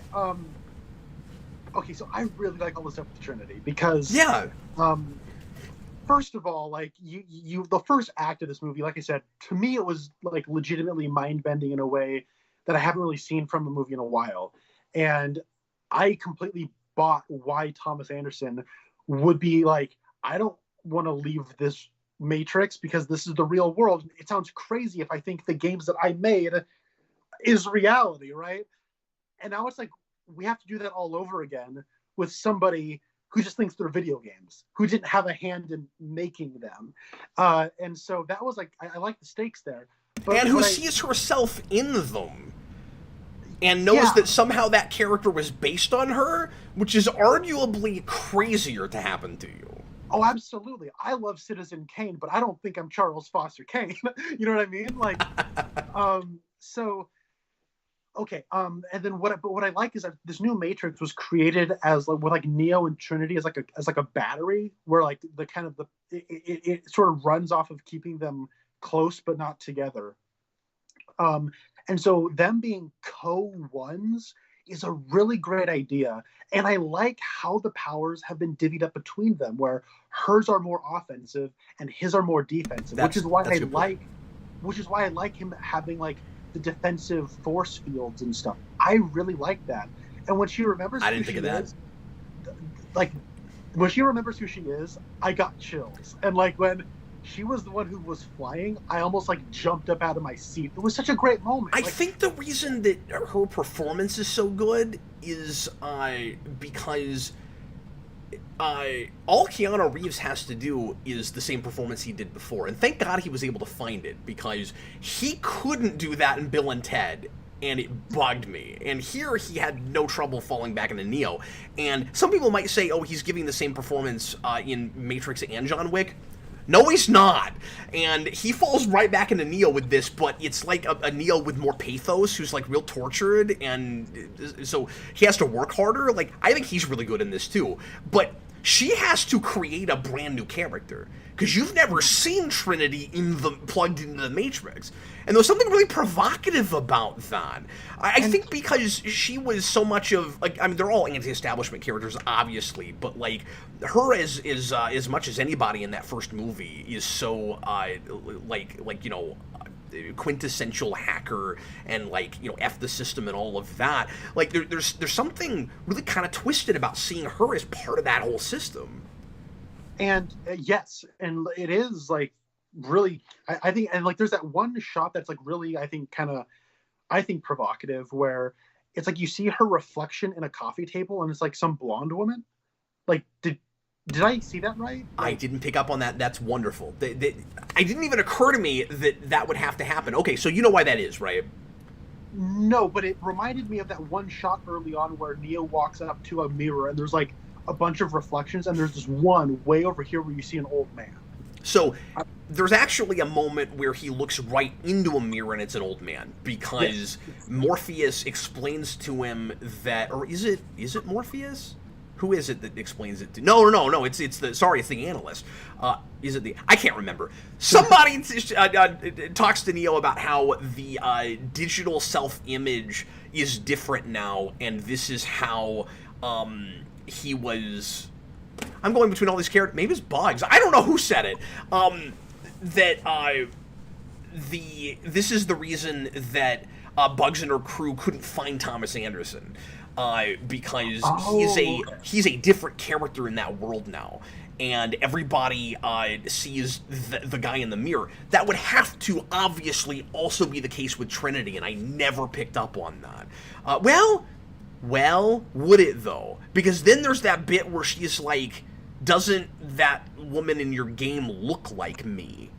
So I don't know if a blonde woman in a table actually makes sense. Okay, I gotta go back and look for that now, because if that is there and you're right about it, I see why it's there, but I also don't think it makes any sense. So okay, well, does Neo see the old man when he looks in the mirror? Yes. Or is that just how everyone else sees it? Oh, no, he doesn't see it, but that's how everybody else sees him. I don't know, if it's Neo and Trinity and the way this whole world is built using them as batteries, I can understand why he would see Carrie-Anne Moss. Yes, but I wouldn't understand why she would think that when he looks at her, he would see the woman from his video game. Okay. And even if it was the woman in the video game looks like her now and not what we perceive, that's weird because we saw her on big screens. Okay. And so I don't know. You see what I'm saying? I don't know about that. I think I see what you're saying. I feel like there's like just like a thing that I can't quite articulate, that it makes sense to me somehow, but I hear what you're saying. I gotta watch it again. But when she says, "Doesn't that woman look like me?" she has to look like Carrie-Anne Moss at that point. Okay. But if she sees herself in the mirror as Carrie-Anne Moss, then I don't know. But nobody else sees Carrie-Anne Moss. Right. Except for Neo, which is why there's maybe a connection. But see, that would there. be weird, because that would mean that she's gone her whole life being a blonde and nobody told her about it. Maybe it's like Shallow Hal, but I don't know what that is. Gwyneth Paltrow too. But anyways, what I really like about the kind of co-one thing is that I think I heard the reason why Lily Wachowski didn't return, or at least one of the reasons, is so Lana and Lily are trans women, right? And they transitioned after the completion of the original trilogy. Mm-hmm. And I know that Lily I think I had heard that she had mentioned that she just didn't really have an interest in returning to like art that was made pre-transition, and like it kind of like it's her speaking from a different point in her life, and like that kind of speaks for that point in her life, and she's now more interested in making newer stuff. Yeah, that the way like Neo and Trinity sort of being co-ones, it feels like Lana making peace with that art she made before transitioning, and I think that's really cool. I can't quite articulate it. I'm not a trans woman myself. I'm not Lana Wachowski, but something about it felt very personal and like reconciling this new identity with a past identity. And I thought that was all kind of fabulous. And there was always a transition metaphor in The Matrix in the first place. So like this whole thing was always really personal for them with that whole idea. We will get to super chats here in a second, guys. Sorry that we were taking so long to get over there. We're suddenly getting some more. Why don't we just go ahead and start knocking some of those out? Right on. Actually, I'm sorry, and hopefully this doesn't turn into another 20-minute conversation, but there's one big confusing thing that I've not brought up yet that I want to make sure gets mentioned before we just start answering questions, because we might not get back to this. Can somebody please explain the Sati thing to me? Because it's driving me nuts. I don't know what's going on with this. So you have, and I never really understood what was happening in the train station anyway. With Revolutions. Yeah, I'm lost with that one. Have you noticed how many not great third movies have that scene too? Because you also have something really similar in the the last Harry Potter movie has it, and then the third Pirates of the Caribbean movie has it. It's weird. We do that with these, where somebody gets stuck in a limbo, specifically in the first 10 minutes of the third film. Oh my God, you're right. Because usually like it's the second film, it's the darker one. You know, it's the stake. Somebody has to die, and then they're like, limbo, and it's really hard to get them back, but we get them back. I think the idea is that for the hero's journey story, they're treating that as the obligatory descent into hell. Oh yeah. And then they come back home at the end and they solve everything, right? Like, is that what it is? For sure, yeah. Because I mean, don't they go to like Club Hell or whatever it's called in the third movie? Like Morpheus and Trinity that's where they meet the Merovingian. That is true. That does happen. In that really cool shot. I mean, most of that movie I don't like, but there's that really cool shot where there's the three of them. They're all back to back and they got their guns out and they're all turning, and that bit's pretty cool. Yeah, there's some good stuff in that. It's a nice crane shot. I don't know. Here and there's some good looking stuff in that movie. It's 12%, but I mean it's a pretty solid 12%. If we're not in Zion, it looks all right. Okay, jeez, Louise, does Zion look boring? Yeah, and then you get Io, which is twice as boring, which is totally fair because it's only half of Zion. They took the middle two letters of Zion and they made it the new Zion. How did I not? It's Io. Oh God, you're right. We should probably get the super chats. No, we should. But I gotta mention the Sati thing. So she is the daughter of the Indian program guy in Revolutions, and she is really important in getting them somehow to Trinity's pod at the end of this, because this whole thing in the second half is a big mission for Neo to reunite with Trinity, and he's trying to rescue her, so we need her help. And there's a bit where we go to what I initially thought was the Matrix, but we just left the Matrix, and I'm pretty sure that you're right in the conversation we had earlier, and that it's something more akin to like a jump program or something. Where Bugs and Neo and everybody are talking to her, and she's giving us an exposition dump that I'll never fully understand. And then later on, I'm pretty sure she's just flat up in the real world. And I need somebody to explain this to me and tell me if I'm wrong about it, because I've watched this twice, and I was confused the first time, and I was just as confused the second time. I'm watching really closely to see if I was wrong.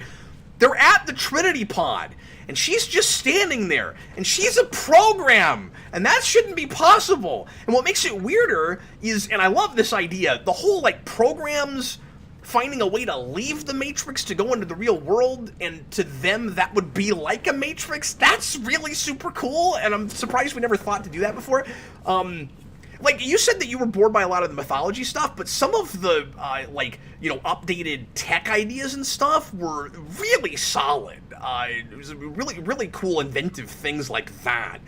But, like, he's in that scene, and he has to come over in with that like, metal effect, and she's just standing there.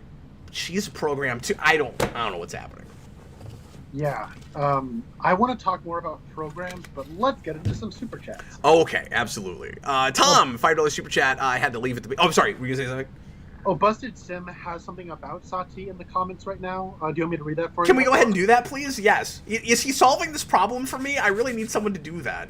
Ooh, I don't know. I just saw him say Sati, so I will read this aloud. All right. Maybe this is like you've already talked about this. So I don't know. Oh, you had a thing too. You said, why does she age? Yeah, maybe she just wants to look like Nick Jonas's wife. Maybe she just has a crush on Nick Jonas. I don't know. But Sati is a program created from the melding of two programs who has no purpose, which for the machines means they must choose either deletion via connection to the source, such as what happens to Smith at the end of Revolutions, yes, when Neo, who was connected to the source after Reloaded, was assimilated by Smith, or a program can choose to exile in the Matrix. That's right. And then he says, "Oh, never mind." So, oh. And now he said, "No, don't read my thing." Sorry, Busted Sim. Oh, okay. Apologies. Okay. I mean, I got some of that, but I don't understand why Sati can just walk into the real world, or seems to. I don't know what's going on with that. I mean, I realize that we're in, like, a machine realm at that point, but it's still the real world. It's a part that the machines are running, but it's not the Matrix. And if she can do that, why can't Morpheus in that room? Yeah, I don't know. Maybe they just legit forgot to animate her. They had her on set. I kept wondering that. I really did. Tom says, sorry I can't make it. I've got work in the morning, but I really enjoy this Matrix a lot. Hope you have a great show tonight, and whoever else is here. Connor is here, and we have been having a good day. I can only speak for myself. I've been having a lovely time. Well, speak for yourself. I'm honestly, like, why did I even bother showing up? No, I'm having a great time.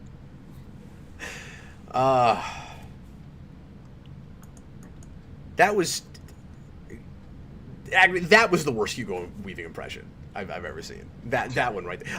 Spencer, your brother, left a $10 super chat. Thanks so very much, man. Neo should have said, I know Gun Fu, and then programmed into John Wick. The movie would have made $1 billion if there were multiple generations of Keanu Reeves movies. See, this movie is the antithesis to that kind of money-milking, schlocky, I mean, I hate to say it, but, like, you know, Spider-Man No Way Home kind of thing. Like...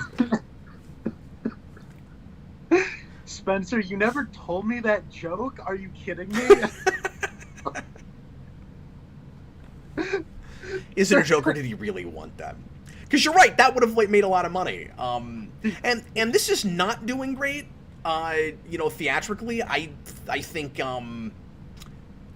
I want to think that they're at least going to make their money back overall with Max and stuff, but I saw numbers on how many new people they brought in for Max for that, and it was like, I don't know, 2.7 million or something, which, like, for a streaming service is not bad for a single film, but I don't know what that translates to as far as dollars go.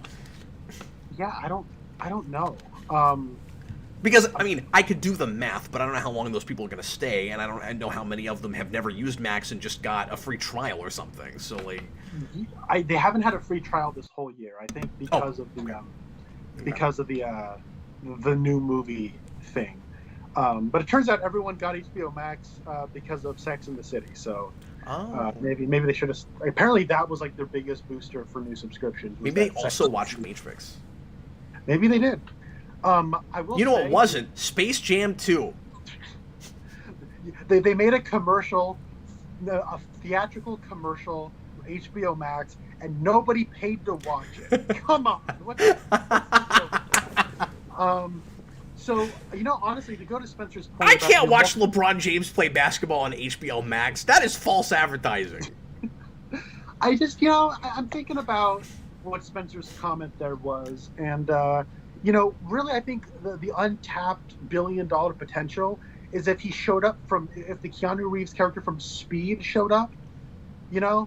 Like, no one saw that one coming, right? Like, Speed was the secret bullet in the chamber that would cross the billion-dollar mark. You know, Ted Theodore Logan would show up. Yeah, it should be everybody he's ever played. Johnny Utah. I mean, come on, just bring them all in. Is it Johnny Mnemonic that he played, or was it? I'm trying to remember.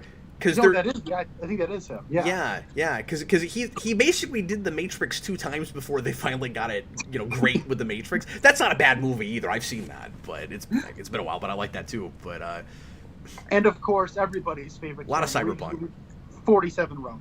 Bring his character from that movie in to like chop up some robots or something. I don't know. I never saw that. Is it bad? Oh, I don't know. I never saw it either. Blind commentary. Let's do it. Mr. Rovato, $2 super chat. Is Connor in the Matrix? Are you in the Matrix, Cap? Well, we're on the internet, which is a matrix. So that's true. And if so, we're in a matrix, which is all I ever wanted. So that's wonderful. And then I can go even a few more levels deeper too, because I also have Neo and Trinity here. And so, like, it keeps... look how deep the rabbit hole goes. Oh my god.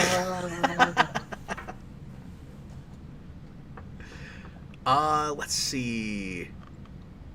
Scrolling down. I just want to make sure I get everything here.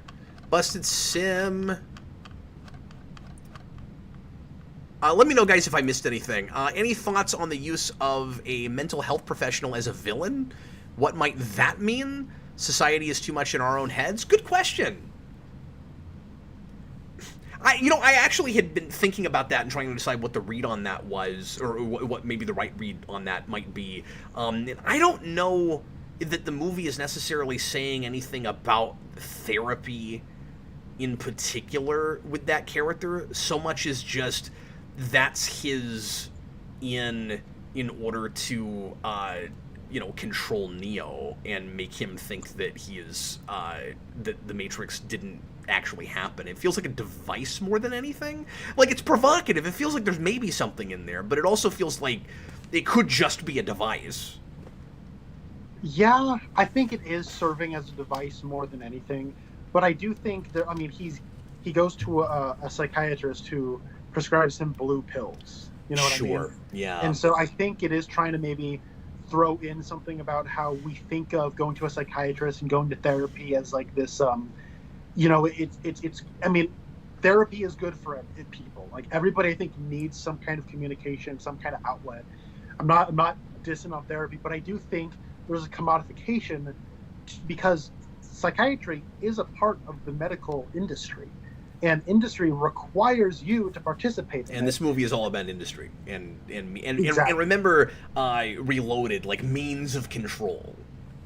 Precisely. And I think they're trying to, like, that is really here. And I don't think the movie's not really attacking specifically the medical industry, but I do think the idea of, like, this is a safe place, you can speak to your psychiatrist.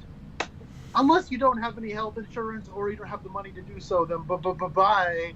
But yeah, I don't know. Like, it's a commodity that presents itself as anybody can come here and anybody can, be safe here, but it's not really that way. That's a really good point.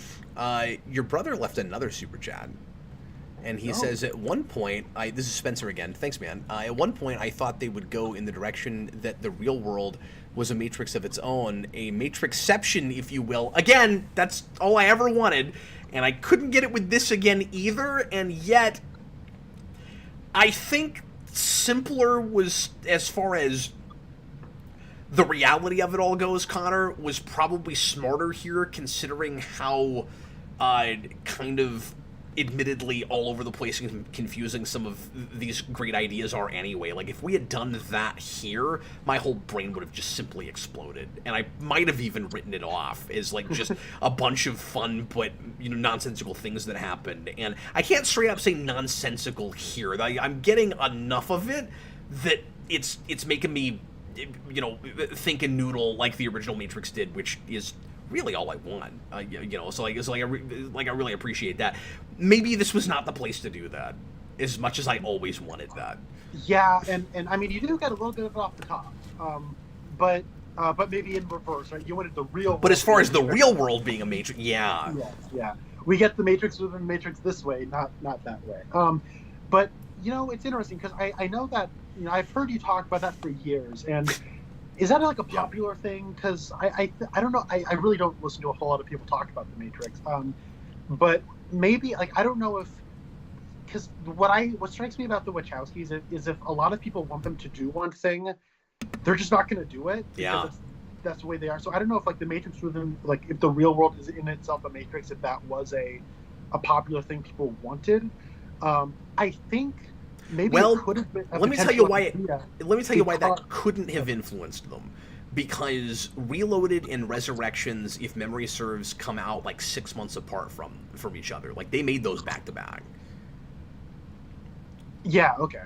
And but so I'm saying before that though, right? Before that, people, I don't know how much people were even clamoring for sequels to that movie. Like they were. They were well watched because it was The Matrix and that thing was huge, but it's hard to say. I mean, you could be right, but I don't know how much talk there was about that before that. What I remember, and yes, I've been on about this for forever, but what I remember when Reloaded came out was talking to other fans of that movie, where all of us thought that was the only possible direction it could go. If you watch the end of that movie not knowing what happens in Revolutions, what the hell else could it be? And then what it was confusing and boring. That's a good point. And that's why it's disappointing. It feels like the whole... At the end of Reloaded, the whole thing seems to stop and say, it's not what you think it is, when he stops that machine. And then it's just what you thought it was. I don't know. It's... Yeah, I think that, the whole Matrix within the Matrix idea is the idea behind the whole, revolution as a means of the system. It's a Matrix within the Matrix subtextually, but, not literally. I don't know. If they ever go in that direction, I would really be curious to know what the real world looks like. Yeah. Okay. I want to put a pin in that because it goes back to programs, and I want to talk about the programs at some point. Okay. But let's keep going on the. I also want to tack on real quick, because we haven't talked about this yet, that I liked... Oh man, I've lost it.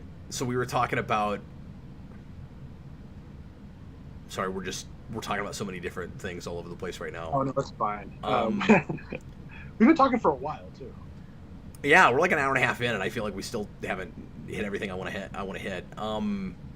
Give me just a second, because there was a thing. Okay, I'm sure I'll think of it. We'll go ahead and hit the rest of these super chats real quick. Bless the Sim, $5 Canadian super chat. Thanks, man. Have either of you listened to the Philosopher's Commentary of the original 3 movies? If not, I'd highly recommend and maybe take notes. I've always meant to, and I have the box set with those, and I've never done it. I have also not, but I noticed those when I was watching them, because when you finish the movie, the commentary track It has like 2 or 3 commentary tracks on Yeah, all 3 of those. You get the philosopher commentary track, and then you get the critics. They got like 3 critics to come in who like don't like those movies to come in and like thrash their movies. Like that's great. that is classy. Like It is. I mean that takes some like self-awareness that I respect the crap out of. Yeah, but you know what's weird, and I can't believe we haven't talked about this yet. You know what this movie does not have self-awareness about? What's that? The reputation of the sequels. That is true. The movie does not know that those are not popular and maligned, and most people don't like them.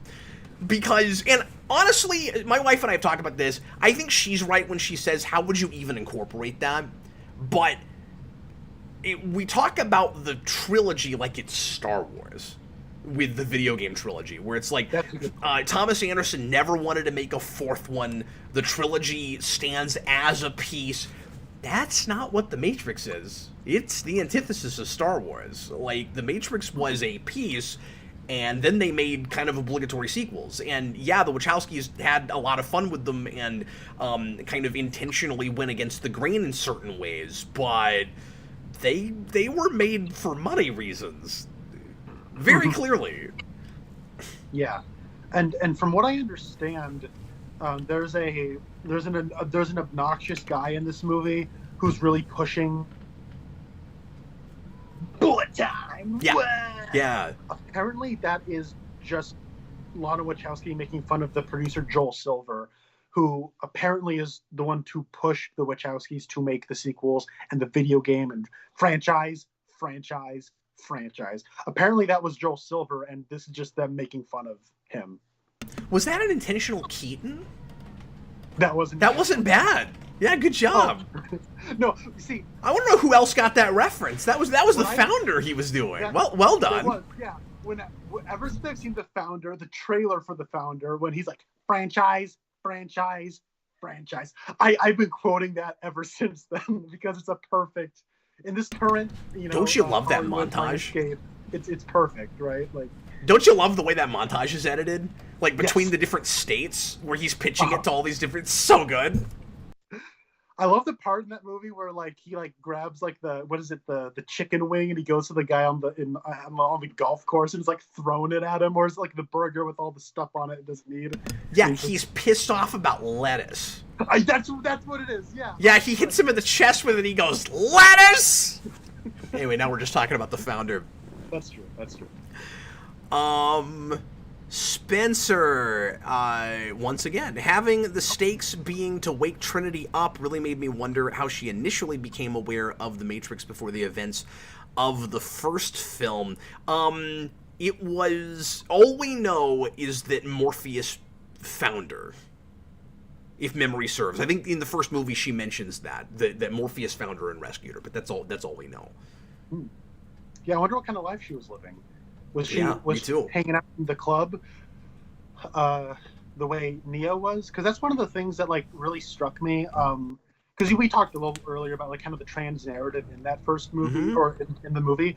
Like I really noticed like how similar Neo and Trinity just visually look to one another. Like I don't know how similar of a life Trinity had before she met Neo. So.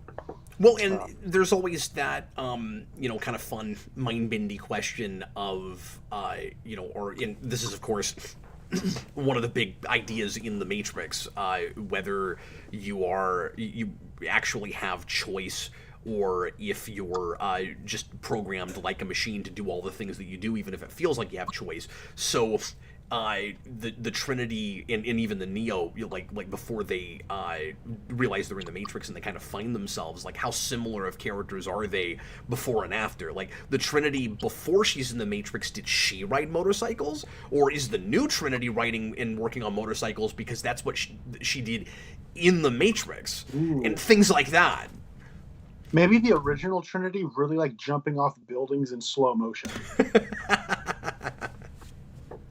That's another thing. I can never tell when the Wachowskis are joking or not, because the opening of Reloaded is hilarious. Doosh, doosh, doosh, doosh, doosh. Like it keeps going on and on and on. It feels like a Shaggy Dog joke. Something this movie did not clear up at all is why people are able to have prophetic dreams in this world. I'll never understand it. It's never made sense, and that's part of the reason too, that going back to that whole thing, that a lot of us back in the day thought it was a Matrix within a Matrix, because how could you predict in the Matrix what would happen in reality? But they do. No, that's true. No, that's a good point. That's supposed to be part of the whole what is reality kind of question, but at that point you're cheating, I think. you know? No, that's a good point. Yeah. No, I never thought about the prophetic dream thing. No, you're right. Like, the only fantasy part of the Matrix is inside of the Matrix. After that, it's science fiction. The rules of the world should work about the way they do. No, you're right. Yeah. That's a good point. Let me see if we have any others. Busted Sim, $5 super chat. Thank you. Maybe it was because Bugs was plugged into Sati and saw her as her program self and not the machine self. That's all I got. I thought Bugs was also standing there, but was she plugged into Sati? I didn't even realize that, or I didn't remember that. Okay. I don't know if she was plugged into Sati, because she has to get plugged into Trinity for a second, right? So why would she be plugged into Sati? Or is she? And if they did that on purpose, her acting should be different. She's clearly supposed to be Sati in that scene, unless you're not saying that she was taking over or that Sati was taking over her, or what? Oh wait, is that what you're saying? Anyway, I don't know. I don't know. If that's what it is, you have to make that clear, and they didn't do that.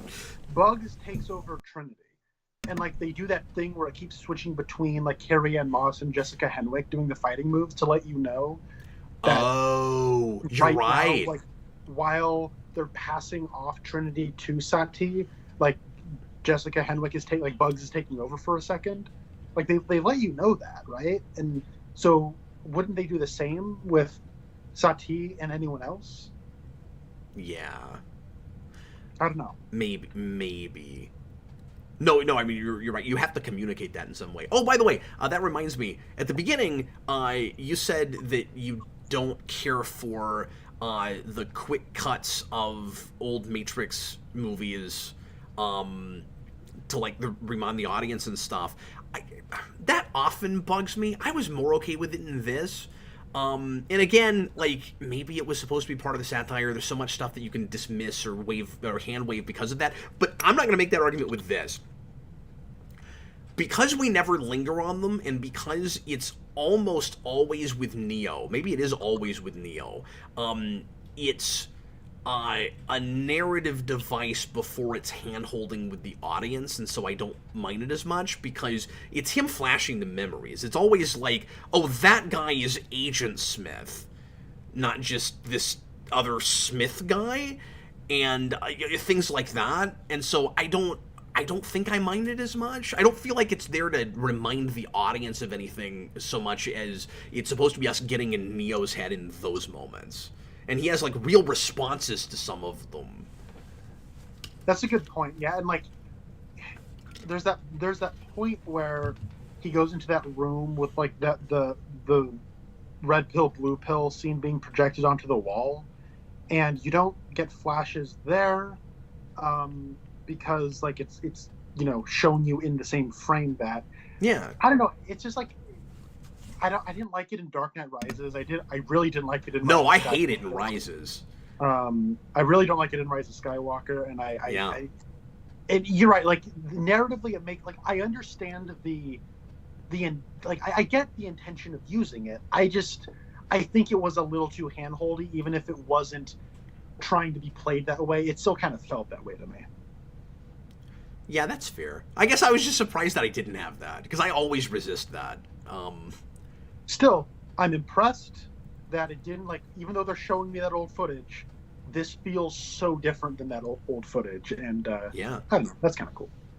Matthew Bass, $5 super chat. Glad you enjoyed the movie, Cap. Personally, I thought this film was insulting, one of the worst films of the year, in my opinion, and you're not alone. A lot of people are feeling that way. I would be curious to know, again, if some folks that had that reaction, taking a second look at it, might appreciate it more, perhaps, because it's hard to have a great first viewing with this. Like, there's a lot of stuff that's not communicated properly, and it does feel, pacing-wise and stuff, like real kind of clunky and all over the place. And with the bizarre story it's telling, I don't know how you'd make this movie without it doing that. Like earlier when you were saying, we don't get to the mythology stuff in the real world and all of that until like an hour in. You can't tell the story without doing it like that. You have to have that period where not only is Neo not sure if what world he's in, or if the Matrix is, those movies actually happen or not, but you also have to be thinking that maybe you're watching another obligatory remake, and that's the moment. I mean, think about it. I just had this thought. The first act plot point is this is a different movie than the first Matrix. That is the first act plot point, basically, at least for the viewer, right? And then when you get to the real world stuff, now it's for sure completely going its own way. It's telegraphing that at the beginning, of course. Again, with stuff like the Bugs line, maybe this isn't the story we think it is. Like, I love that stuff. I'm a sucker for that stuff. And, I know 3 people who hated this movie, like, personally. One of them just shut it off because he thought, like, it was making fun of video game players. And so he just, like, and so I'm like, well, that's the way he read it, And then the other 2 friends I knew who hated it, they were like, The Matrix isn't a meta thing. This isn't Scream. And, like, to them, like, the DNA of what The Matrix is, just, they rejected the premise of it. Yeah. And, that's the way. And that's fair. And it isn't. And the movie is about that. That's the thing. Mm-hmm. I get that if that's not your cup of tea, or that's not what you would want from a Matrix sequel. But I think I appreciated that the movie says The Matrix was over and it's still over. If we had I did a square off poll a week or 2 ago where I said, would you want to see this keep going? Do you want sequels to this? And I was on the fence in the moment. I'm not anymore. I don't know if this movie works if you attempt to make more. I mean, maybe you can get away with prequels. I'm sick of that whole thing, and I don't know if I would ever want that done. Eric had this great pitch for like a trilogy of early history, like first Matrix into maybe up into the the original in the first movie and all of that, or where you'd see like the War of the Machines and then get it. Like, it could be done. It could be done really well. I don't need that. I don't know if I trust that. But like, that's the only thing that you can't go forward now. You really can't. Or at least if you do, this movie exists in a vacuum all by itself. Yeah, and it would seem weird to because they're ending this in a very similar place at the end of the first one. It feels like kind of trying to write the record of saying this is how this story ends. Yeah. And it would be weird to have sequels. And I want to throw it out there. I don't there are awkward, kind of clunky, cringy moments for me. You can almost see the confusion on Carrie-Anne Moss's face when she's like, I went home and I played the game, and I'm like, ugh. This feels a little strange. I'm not used to hearing middle-aged women talking earnestly about playing a video game and it meaning a lot to them. I thought that was completely unrealistic. I think what needed to happen was she needed to say, I sat on the couch and watched my kids play it. I think that's what should have happened. I'm just picturing Carrie-Anne Moss. I don't believe she got all the way through them. Yeah, I mean, at the gameplay wise, I play video games. I mean, geez, that is I'm just picturing her sitting in her gamer chair, putting on a headset. She's got some flaming hot Cheetos next to her, and she's got her little I don't know. It's just weird. I can't picture it. Oh, I forgot to make the point about, we're 2 hours in, and I haven't mentioned this yet. I forgot to throw out my pitch for what I think should have been done with Morpheus and Smith. So we can't bring back Fishburne because you're not going to contrive a way that he also gets resurrected. Like, now it gets even more insanely convoluted. And I don't like, if he's right about it, what apparently happened with Fishburne, where they not only didn't cast him, he didn't even get a phone call. Like, you'd think that somebody from the production would call him up and be like, here's why you can't be in the movie, like sorry, we can't use you. It's like they not only didn't ask him, but apparently nobody even ever said anything to him, and I don't like that. I think that's crappy. He was a huge part of this franchise, obviously. Like, the Matrix was not Trinity and Neo. The Matrix was a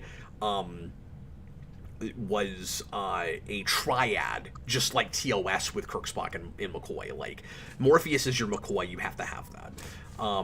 I could hear you trying hard not to say it's a Trinity. yeah, I was. That's hilarious. But anyway, I don't know how exactly story-wise you could contrive this, but it would be easier to do than trying to bring back Fishburne somehow. So we got an actor that I don't think is doing a very good job with Smith, and he's got lines that are straight-up callbacks that I didn't even realize were supposed to be repeats of lines until the second viewing, because he's not even trying to do a Smith. And I don't know. I just don't think that works. It is the same character. But anyway, meanwhile, you've got Neo casting his program version of Morpheus, who is also a blend of Morpheus and Smith, as Smith in his modal. Is everybody with me? And we see him do a pretty good Hugo Weaving impression at the beginning. It would have been really cool if somehow that actor could have played both of those characters. If you had Smith with that guy and you had Morpheus with that guy, or if somehow you just blended both characters together, like the idea kind of was in the first place, and he had like a Jekyll Hyde thing, where like sometimes he's Smith and sometimes he's Morpheus, and he's playing both sides, and he's got like a two-face thing. That could have also been Boss. Either one of those, but let that actor play both of those characters. But they would have had to rewrite the script is the problem, because I think they had a full-on script with Weaving in mind, and then they had to cast a different actor, and that's probably why nobody thought of that.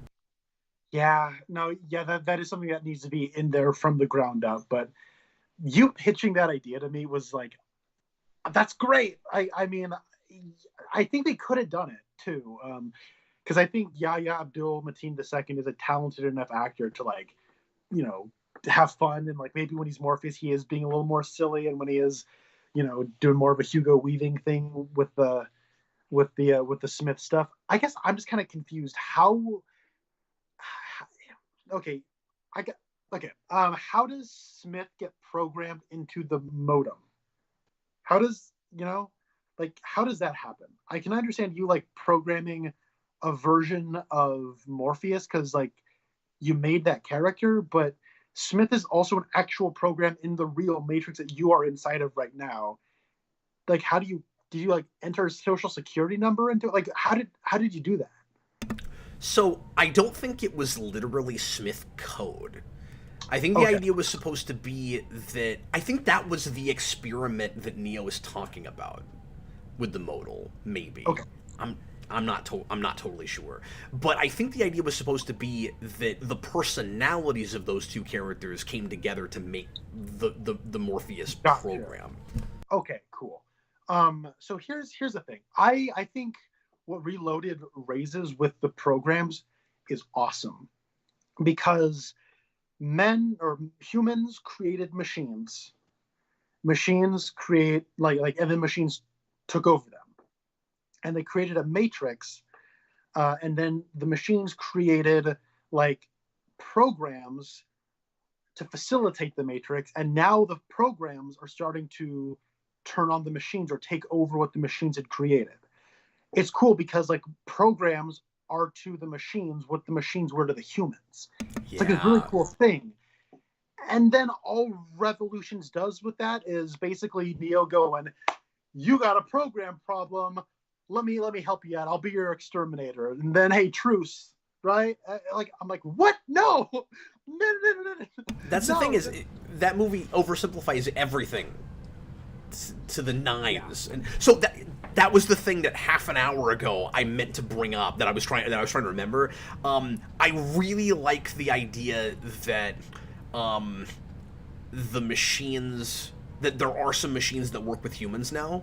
We haven't talked about that whole thing, and the machine civil war thing over energy is totally believable. Like I like that idea a lot, and I really like that and this is where we get into territory of the movie is trying to talk about too many some kind of disparate things, right? Because for the most part it's about the Hollywood system, and all of that is really interesting and working to me, I think.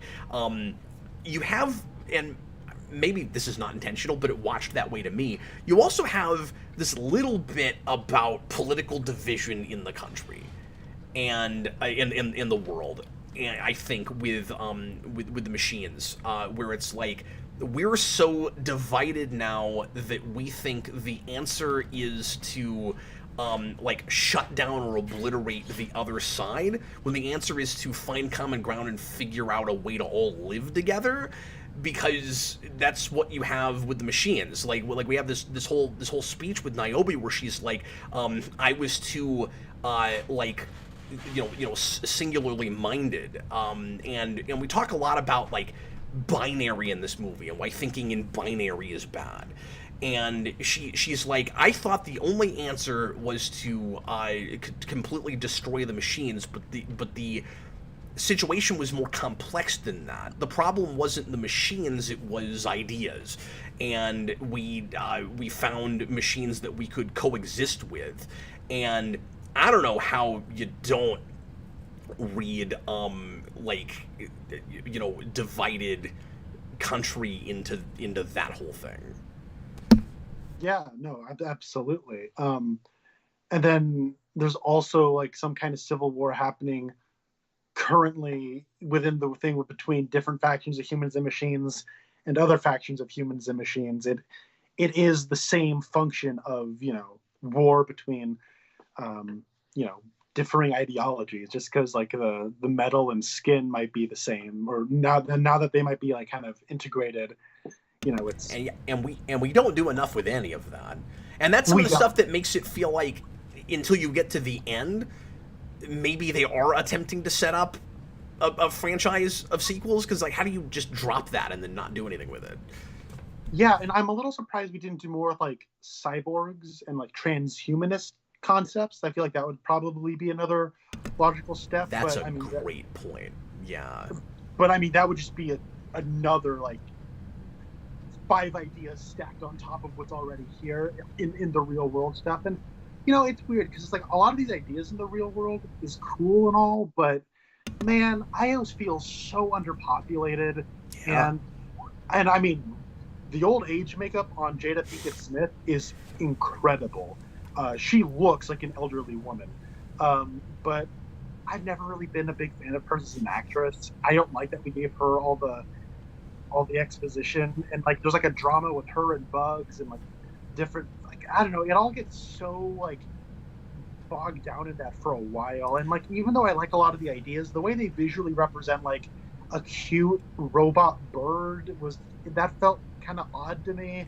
And yeah, it's a little out of place. And there's like a guy saying he's like a neologist and he's like this big neo nerd. Like that's a good idea, but just it being thrown in here just feels so awkward and out of place. Can somebody explain to me why there's a robot like this big like half egg robot that comes down, and then just as we're explaining to Neo that some of the machines are our friends now, they have like this little intimate moment where it comes up to his forehead and they like kind of mind meld for a second, and then it flies away. Like, why the heck does that happen? And it's almost like it's like a dog or something. Yeah, it like purrs or something. Like a cat, like... Dogs don't purr. That's a cat thing. Hey, if it's a robot, it could be a dog bird that purrs. All right. It could be so I said that there's no way to get Fishburne in this movie. There's not for him to be standard Morpheus and do cool fighting Morpheus stuff, but there actually is a way to get him in. Now that I'm thinking about it, here's the big question: why does it have to be 60 years? isn't that an arbitrary number? Couldn't it have been 30 and we just let Morpheus be the old man that runs Io and not have Niobe, or maybe have them both there? Why not that? Why not cake him up in old man makeup and just because I was talking to my wife about this and I was like, why couldn't it have just been Morpheus? And she goes, well, because he would have been 120 years old. And I was like, oh yeah, you're right. And just now in the moment I'm thinking, wait a minute, it didn't have to be 60 years. Why is it 60 years though? Apparently, there's the Matrix Online, which is an MMO. I know about this. Morpheus dies. No one cares. And they wanted to keep it canon.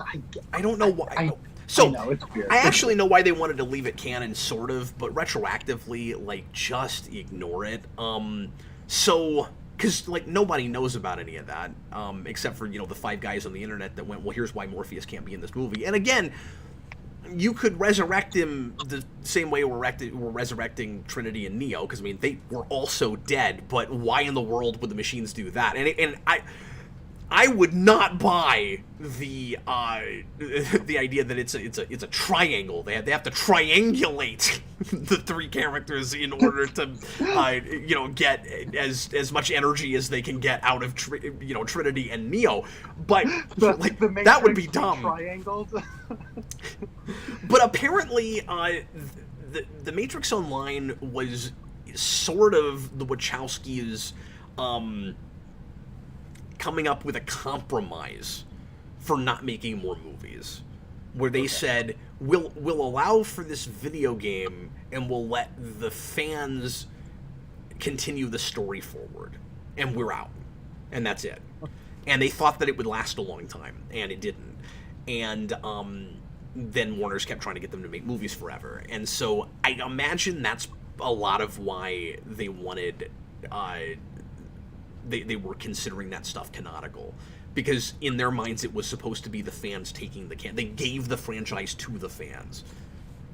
Okay. I never had a chance to play it for the 15 minutes that it existed, and I've never gone back and watched anything from it or anything. I remember the graphics looking silly. Okay. What year was that? I knew you were going to ask me that. I thought it was shortly after the last movie. I mean, it might have been as early as 04, 05. I'm not sure. I'm dropping my phone, but yeah, I'll look that up just real fast. But anyway, Busted Sim, have you seen the Animatrix? It has prequel elements which are extremely bleak. They are. Eric and I have done a commentary on the Animatrix, and I like a lot of things in that quite a bit. And that's a lot of the pre-Matrix stuff with the machine war and all of that, and that is why I say that you give it to the right creators and you could have a great, prequel epic thing, perhaps. Have you ever seen that? I have not. I want to, but I have not. So it does more stuff with machines working with humans and that kind of thing. And I don't know if they were directly looking at Animatrix when they threw that in this movie, but there's some precedent for that. Okay. Cool, in that. Cool. And kind of weird, quirky, more like anime or animated-esque anthropomorphized animal creatures in machine form. You get some of that in that movie too. Well, if they ever release a 4K release of that, I'll put it right over here on my shelf. 05. March of 05. Okay, cool.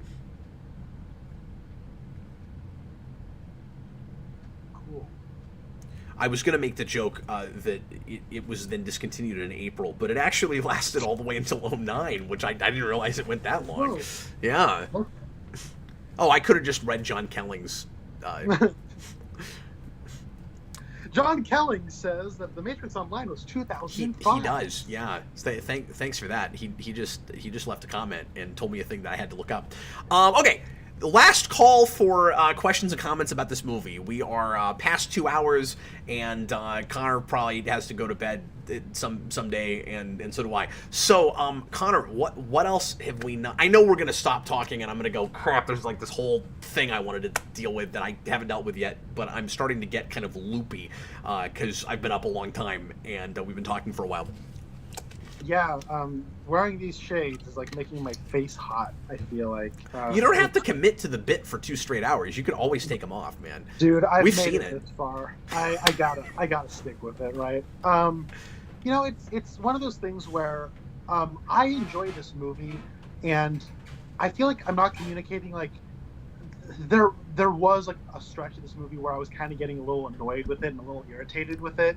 But what I like about this movie is what we're doing. Like there are a lot of ideas to really discuss and kind of talk about, and that's what's really fun. Like thinking about this movie has made me like the movie more, and talking about it has made me like the movie a lot more. And overall, like it's in my eyes the best Matrix sequel by some mileage. I still don't like it as much as the first one. I don't think anybody does, but I don't know.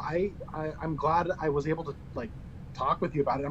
It's no surprise to me that we've been talking about this for over 2 hours. So Yeah. yeah. And thanks for talking about it. I'm glad. I mean, it's been weeks. I saw this back in Christmas. Like it's been a long time, but I'm glad we finally got a chance to talk about it. Yeah, and sorry everybody that we weren't able to make this happen earlier. And we were supposed to finally get to it last week, but I had to cancel that too. So I'm glad we finally got to it. I guess this is just what we do now. We do, spoiler casts a month after movies come out. Yeah. Really take some time to ruminate on it. I'll watch it once. You'll watch it a few times, and yeah. Well, anyway, thanks a lot for watching, everybody. That's gonna do it for us tonight. I think, like I said, we're gonna turn this off, and I'm gonna go, oh crap, there's the whole section. But because I'm not seeing any more comments from anybody about stuff we haven't talked about yet, so we will go ahead and call it a night. But thanks for being here, folks, and we will see you again real soon for lots more stuff here on Geekvolution. Thursday night we'll have a regular Captain Logan show. Look forward to that. 7 o'clock Central Time, live right here on the channel, and hopefully an After Dark after that. We haven't done that in a few weeks, and we need to get back to those. And then, if not this week, definitely next week on that. And then Friday night comes our new live game show that I'm going to do a pilot for and see how that works out. It's called Are You Geekier Than the Day Ghost? And he's going to be a contestant in the show every time we do it, and we're going to bring on 2 other people to go up against him, and you have a chance at winning a cool prize, and then an even cooler prize if you can defeat Austin. Thanks a lot, everybody, for being here, and we will see you again real soon. I was Captain Logan, and this was Connor Nielsen. Good night, guys.